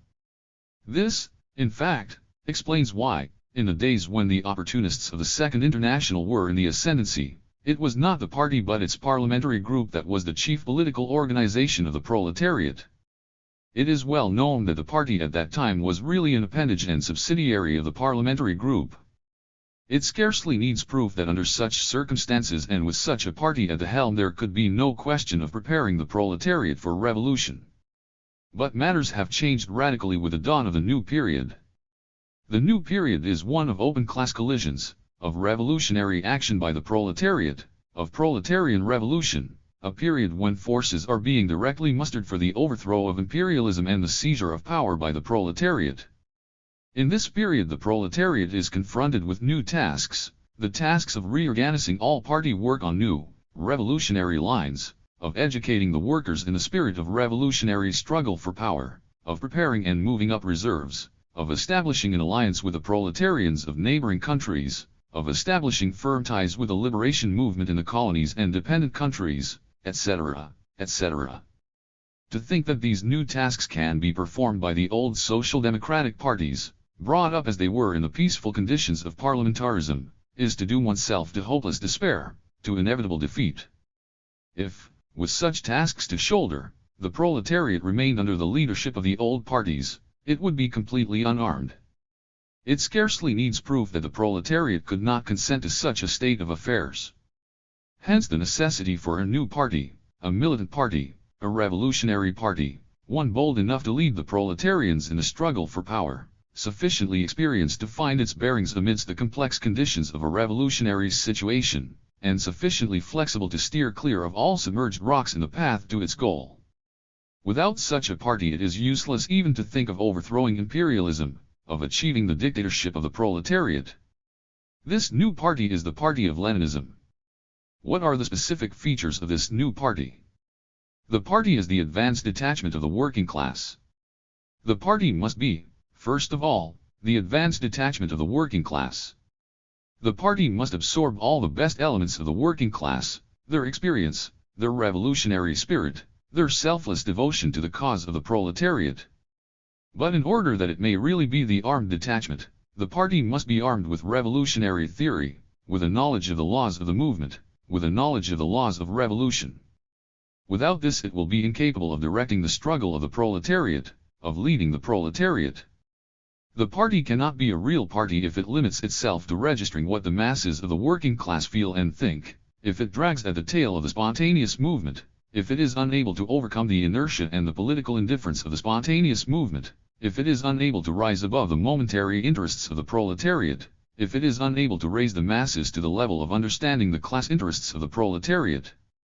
The party must stand at the head of the working class, it must see farther than the working class, it must lead the proletariat, and not drag at the tail of the spontaneous movement. The parties of the Second International, which preach Kvostism, are vehicles of bourgeois policy, which condemns the proletariat to the role of a tool in the hands of the bourgeoisie. Only a party which adopts the standpoint of advanced detachment of the proletariat and is able to raise the masses to the level of understanding the class interest of the proletariat, only such a party can divert the working class from the path of trade unionism and convert it into an independent political force. The party is the political leader of the working class. I have already spoken of the difficulties of the struggle of the working class, of the complicated conditions of the struggle, of strategy and tactics, of reserves and maneuvering, of attack and retreat. These conditions are no less complicated, if not more so, than the conditions of war. Who can see clearly in these conditions? Who can give correct guidance to the proletarian millions? No army at war can dispense with an experienced general staff if it does not want to be doomed to defeat. Is it not clear that the proletariat can still less dispense with such a general staff if it does not want to allow itself to be devoured by its mortal enemies? But where is this general staff?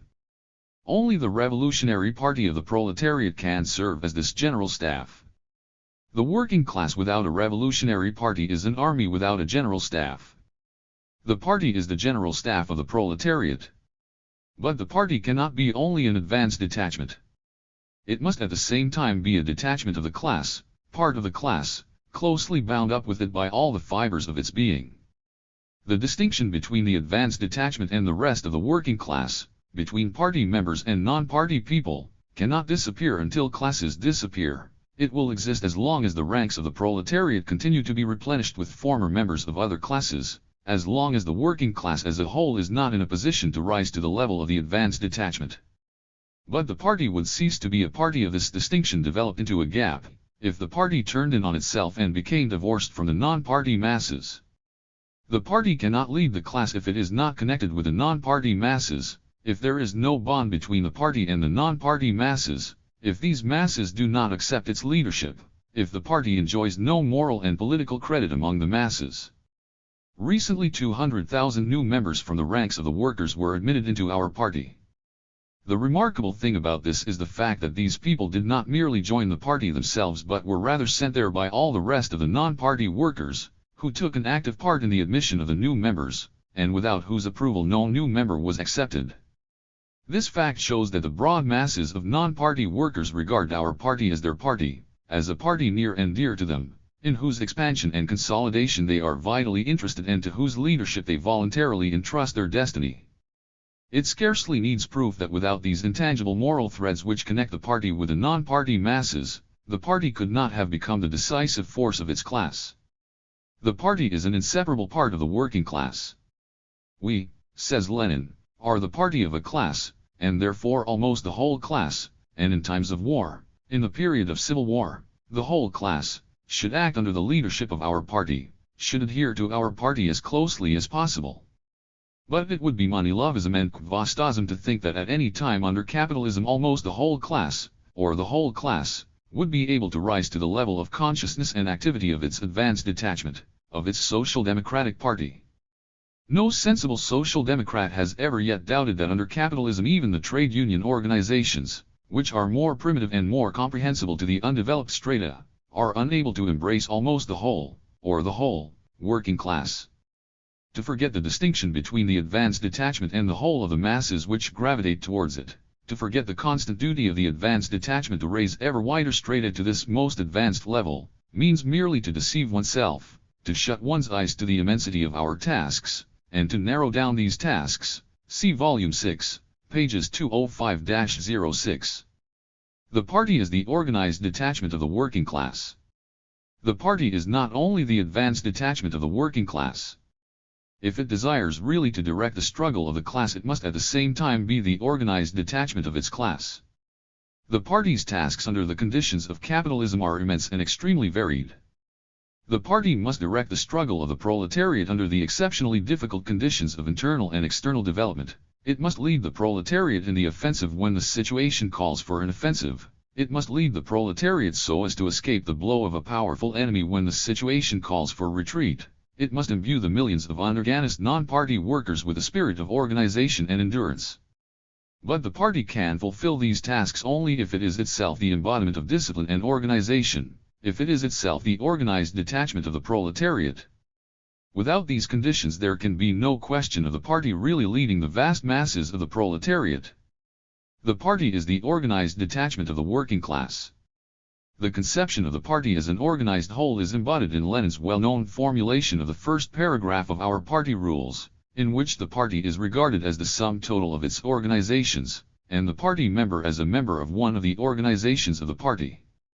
The Mensheviks, who objected to this formulation as early as 1903, proposed to substitute for it a system of self-enrollment in the party, a system of conferring the title of party member upon every professor and high school student, upon every sympathizer and striker who supported the party in one way or another, but who did not join and did not want to join any one of the party organizations.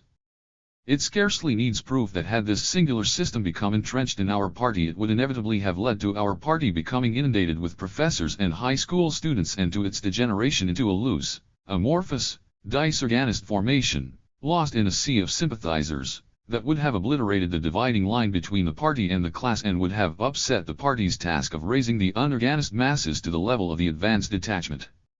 Needless to say, under such an opportunist system our party would have been unable to fulfill the role of the organizing core of the working class in the course of our revolution. From the point of view of Comrade Martov, says Lenin, the borderline of the party remains quite indefinite, for every striker may proclaim himself a party member. What is the use of this vagueness? A wide extension of the title. Its harm is that it introduces a disorganizing idea, the confusing of class and party, see Volume 6, p. 211. But the party is not merely the sum total of party organizations. The party is at the same time a single system of these organizations, their formal union into a single whole, with higher and lower leading bodies, with subordination of the minority to the majority, with practical decisions binding on all members of the party. Without these conditions the party cannot be a single organized whole capable of exercising systematic and organized leadership in the struggle of the working class. Formerly, says Lenin, our party was not a formally organized whole, but only the sum of separate groups, and therefore no other relations except those of ideological influence were possible between these groups. Now we have become an organized party, and this implies the establishment of authority, the transformation of the power of ideas into the power of authority, the subordination of lower party bodies to higher party bodies, see Volume 6, p. 291. The principle of the minority submitting to the majority, the principle of directing party work from a center, not infrequently gives rise to attacks on the part of wavering elements, to accusations of bureaucracy, formalism, etc. It scarcely needs proof that systematic work by the party as one whole, and the directing of the struggle of the working class, would be impossible without putting these principles into effect. Leninism in questions of organization is the unswerving application of these principles. Lenin terms the fight against these principles Russian nihilism and aristocratic anarchism, which deserves to be ridiculed and swept aside. Here is what Lenin says about these wavering elements in his book One Step Forward. This aristocratic anarchism is particularly characteristic of the Russian nihilist. He thinks of the party organization as a monstrous factory, he regards the subordination of the part to the whole and of the minority to the majority of serfdom, division of labor under the direction of a center evokes from him a tragicomical outcry against people being transformed into wheels and cogs, mention of the organizational rules of the party calls forth a contemptuous grimace and a disdainful remark that one could very well dispense with rules altogether. It is clear, I think, that the cries about this celebrated bureaucracy are just a screen for dissatisfaction with the personal composition of the central bodies. A fig leaf, you are a bureaucrat because you were appointed by the Congress not by my will, but against it. You are a formalist because you rely on the formal decisions of the Congress, and not on my consent. You are acting in a grossly mechanical way because you plead the mechanical majority at the party Congress and pay no heed to my wish to be co-opted. You are an autocrat because you refuse to hand over the power to the old gang. 25, see Volume 6, pages 310, 287. The party is the highest form of class organization of the proletariat. The party is the organized detachment of the working class. But the party is not the only organization of the working class. The proletariat has also a number of other organizations, without which it cannot wage a successful struggle against capital, trade unions, cooperatives, factory organizations, parliamentary groups, non-party women's associations, the press, cultural and educational organizations, youth leagues, revolutionary fighting organizations, in times of open revolutionary action, Soviets of deputies as the form of state organization, if the proletariat is in power, etc. The overwhelming majority of these organizations are non-party, and only some of them adhere directly to the party or constitute offshoots from it. All these organizations, under certain conditions, are absolutely necessary for the working class, for without them it would be impossible to consolidate the class positions of the proletariat in the diverse spheres of struggle, for without them it would be impossible to steel the proletariat as the force whose mission it is to replace the bourgeois order by the socialist order. But how can single leadership be exercised with such an abundance of organizations? What guarantee is there that this multiplicity of organizations will not lead to divergency in leadership? It may be said that each of these organizations carries on its work in its own special field, and that therefore these organizations cannot hinder one another. That, of course, is true. But it is also true that all these organizations should work in one direction, for they serve one class, the class of the proletarians. The question then arises, who is to determine the line, the general direction, along which the work of all these organizations is to be conducted? Where is the central organization which is not only able, because it has the necessary experience, to work out such a general line, but, in addition, is in a position, because it has sufficient prestige, to induce all these organizations to carry out this line, so as to attain unity of leadership and to make hitches impossible? That organization is the party of the proletariat. The party possesses all the necessary qualifications for this because, in the first place, it is the rallying center of the finest elements in the working class, who have direct connections with the non-party organizations of the proletariat and very frequently lead them, because, secondly, the party, as the rallying center of the finest members of the working class, is the best school for training leaders of the working class, capable of directing every form of organization of their class. Because, thirdly, the party, as the best school for training leaders of the working class, is, by reason of its experience and prestige, the only organization capable of centralizing the leadership of the struggle of the proletariat, thus transforming each and every non-party organization of the working class into an auxiliary body and transmission belt linking the party with the class. The party is the highest form of class organization of the proletariat. This does not mean, of course, that non-party organizations, trade unions, cooperatives, etc., should be officially subordinated to the party leadership. It only means that the members of the party who belong to these organizations and are doubtlessly influential in them should do all they can to persuade these non-party organizations to draw nearer to the party of the proletariat in their work and voluntarily accept its political leadership. That is why Lenin says that the party is the highest form of proletarian class association, whose political leadership must extend to every other form of organization of the proletariat. See Volume XXV, p. 194. That is why the opportunist theory of the independence and neutrality of the non-party organizations, which breeds independent members of parliament and journalists isolated from the party, narrow-minded trade union leaders and Philistine cooperative officials, is wholly incompatible with the theory and practice of Leninism. The party is an instrument of the dictatorship of the proletariat. The party is the highest form of organization of the proletariat. The party is the principal guiding force within the class of the proletarians and among the organizations of that class. But it does not by any means follow from this that the party can be regarded as an end in itself, as a self-sufficient force. The party is not only the highest form of class association of the proletarians, it is at the same time an instrument in the hands of the proletariat for achieving the dictatorship, when that has not yet been achieved, and for consolidating and expanding the dictatorship when it has already been achieved. The party could not have risen so high in importance and could not have exerted its influence over all other forms of organizations of the proletariat, if the latter had not been confronted with the question of power, if the conditions of imperialism, the inevitability of wars, and the existence of a crisis had not yet demanded the concentration of all the forces of the proletariat at one point, the gathering of all the threads of the revolutionary movement in one spot in order to overthrow the bourgeoisie and to achieve the dictatorship of the proletariat. The proletariat needs the party first of all as its general staff, which it must have for the successful seizure of power. It scarcely needs proof that without a party capable of rallying around itself the mass organizations of the proletariat, and of centralizing the leadership of the entire movement during the progress of the struggle, the proletariat in Russia could not have established its revolutionary dictatorship. But the proletariat needs the party not only to achieve the dictatorship, it needs it still more to maintain the dictatorship, to consolidate and expand it in order to achieve the complete victory of socialism.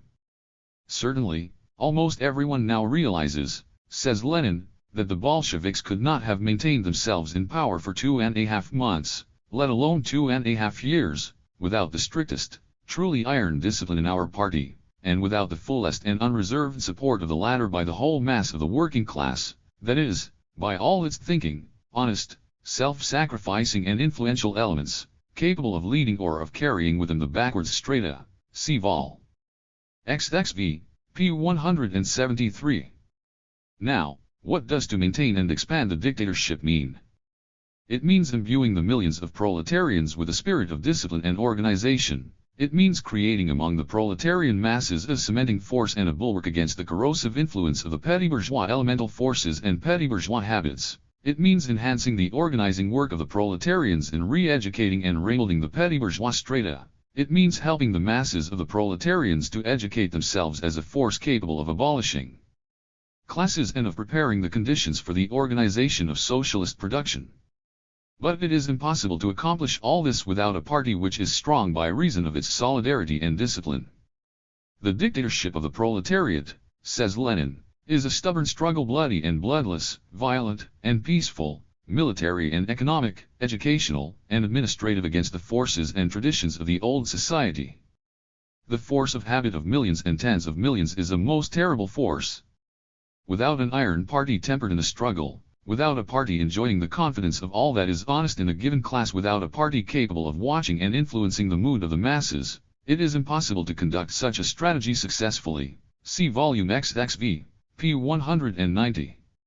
The proletariat needs the party for the purpose of achieving and maintaining the dictatorship. The party is an instrument of the dictatorship of the proletariat. But from this it follows that when classes disappear and the dictatorship of the proletariat withers away, the party also will wither away. The party is the embodiment of unity of will, unity incompatible with the existence of factions. The achievement and maintenance of the dictatorship of the proletariat is impossible without a party which is strong by reason of its solidarity and iron discipline. But iron discipline in the party is inconceivable without unity of will, without complete and absolute unity of action on the part of all members of the party. This does not mean, of course, that the possibility of conflicts of opinion within the party is thereby precluded. On the contrary, iron discipline does not preclude but presupposes criticism and conflict of opinion within the party. Least of all does it mean that discipline must be blind. On the contrary, iron discipline does not preclude but presupposes conscious and voluntary submission, for only conscious discipline can be truly iron discipline.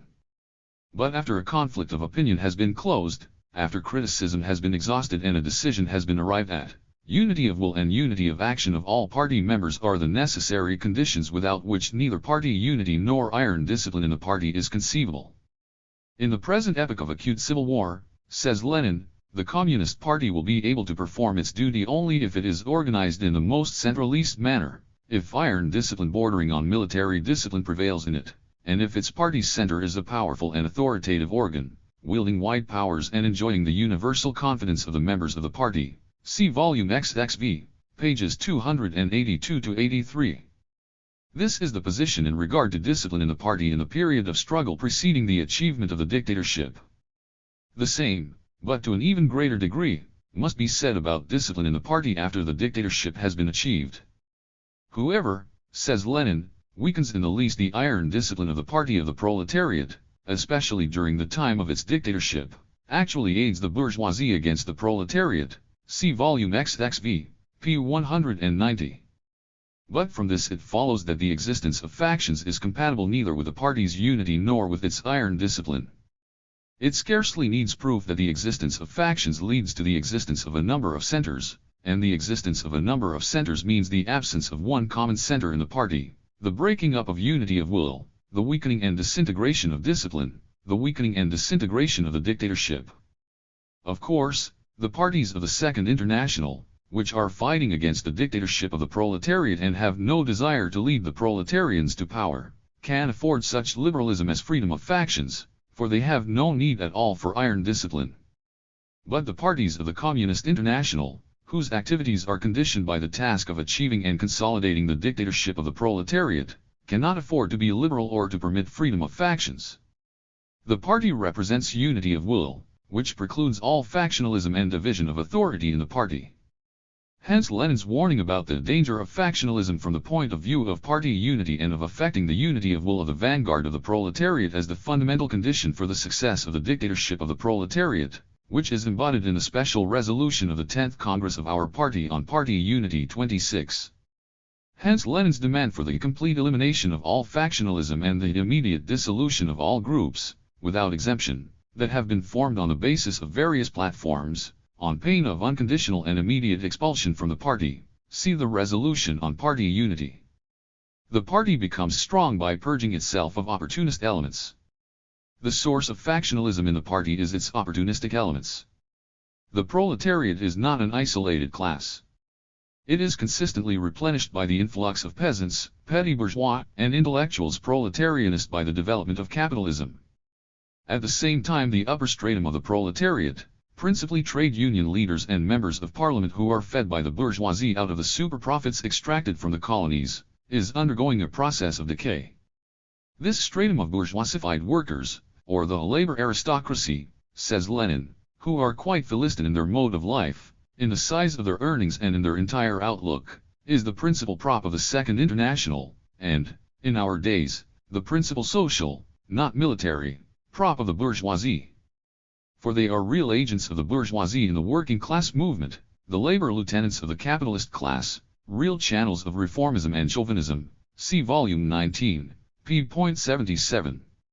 In one way or another, all these petty bourgeois groups penetrate into the party and introduce into it the spirit of hesitancy and opportunism, the spirit of demoralization and uncertainty. It is they, principally, that constitute the source of factionalism and disintegration, the source of disorganization and disruption of the party from within. To fight imperialism with such allies in one's rear means to put oneself in the position of being caught between two fires, from the front and from the rear. Therefore, ruthless struggle against such elements, their expulsion from the party, is a prerequisite for the successful struggle against imperialism. The theory of defeating opportunist elements by the ideological struggle within the party, the theory of overcoming these elements within the confines of a single party, is a rotten and dangerous theory, which threatens to condemn the party to paralysis and chronic infirmity, threatens to leave the party a prey to opportunism, threatens to leave the proletariat without a revolutionary party, threatens to deprive the proletariat of its main weapon in the fight against imperialism. Our party could not have emerged onto the broad highway, it could not have seized power and organized the dictatorship of the proletariat, it could not have emerged victorious from the Civil War, if it had had within its ranks people like Martov and Dan, Patrusov, and Axelrod. Our party succeeded in achieving internal unity and unexampled cohesion of its ranks primarily because it was able to in good time to purge itself of the opportunist pollution, because it was able to rid its ranks of the liquidators and Mensheviks. Proletarian parties develop and become strong by purging themselves of opportunists and reformists, social imperialists, and social chauvinists, social patriots and social pacifists. The party becomes strong by purging itself of opportunist elements. With reformists, Mensheviks, in our ranks, says Lenin, it is impossible to be victorious in the proletarian revolution, it is impossible to defend it. That is obvious in principle, and it has been strikingly confirmed by the experience of both Russia and Hungary. In Russia, difficult situations have arisen many times, when the Soviet regime would most certainly have been overthrown had Mensheviks, reformists and petty bourgeois Democrats remained in our party. In Italy, where, as is generally admitted, decisive battles between the proletariat and the bourgeoisie for the possession of state power are imminent. At such a moment it is not only absolutely necessary to remove the Mensheviks, reformists, the Duratists from the party, but it may even be useful to remove excellent communists who are liable to waver, and who reveal a tendency to waver towards unity with the reformists, to remove them from all responsible posts, on the eve of a revolution, and at a moment when a most fierce struggle is being waged for its victory. The slightest wavering in the ranks of the party may wreck everything. Frustrate the revolution, wrest the power from the hands of the proletariat, for this power is not yet consolidated, the attack upon it is still very strong. The desertion of wavering leaders at such a time does not weaken but strengthens the party, the working class movement and the revolution. See volume XXV, pages 462, 463, 464. Style in work. I am not referring to literary style. What I have in mind is style in work, that specific and peculiar feature in the practice of Leninism which creates the special type of Leninist worker. Leninism is a school of theory and practice which trains a special type of party and state worker, creates a special Leninist style in work. What are the characteristic features of this style? What are its peculiarities? It has two specific features. A. Russian revolutionary sweep and B. American efficiency. The style of Leninism consists in combining these two specific features in party and state work. Russian revolutionary sweep is an antidote to inertia, routine, conservationism, mental stagnation and slavish submission to ancient traditions. Russian revolutionary sweep is the life-giving force which stimulates thought, impels things forward, breaks the past and opens up perspectives. Without it no progress is possible. But Russian revolutionary sweep has every chance of degenerating in practice into empty revolutionary money-lovism if it is not combined with American efficiency in work. Examples of this degeneration are only too numerous. Who does not know the disease of revolutionary scheme concocting and revolutionary plan drafting, which springs from the belief in the power of decrees to arrange everything and remake everything? A Russian writer, I. Ehrenberg, in his story The Perkman, the Perfect Communist Man, has portrayed the type of a Bolshevik afflicted with this disease, who set himself the task of finding a formula for the ideally perfect man and became submerged in this work. The story contains a great exaggeration, but it certainly gives a correct likeness of the disease. But no one, I think, has so ruthlessly and bitterly ridiculed those afflicted with this disease as Lenin. Lenin stigmatized this morbid belief in concocting schemes and in turning out decrees as communist vainglory. Communist vainglory, says Lenin, means that a man, who is a member of the Communist Party, and has not yet been purged from it, imagines that he can solve all his problems by issuing communist decrees. See volume XXVII, pages 50 to 51. Lenin usually contrasted hollow revolutionary phrasemongering with plain everyday work, thus emphasizing that revolutionary scheme concocting is repugnant to the spirit and the letter of true Leninism. Fewer pompous phrases, more plain, everyday work, says Lenin. Less political fireworks and more attention to the simplest but vital facts of communist construction. See volume XXIV, pages 343 and 335. American efficiency, on the other hand, is an antidote to revolutionary money-lovism and fantastic scheme concocting. American efficiency is that indomitable force which neither knows nor recognizes obstacles, which with its business-like perseverance brushes aside all obstacles, which continues at a task once started until it is finished, even if it is a minor task, and without which serious constructive work is inconceivable. But American efficiency has every chance of degenerating into narrow and unprincipled practicalism if it is not combined with Russian revolutionary sweep. Who has not heard of that disease of narrow empiricism and unprincipled practicalism which has not infrequently caused certain Bolsheviks to degenerate and to abandon the cause of the revolution?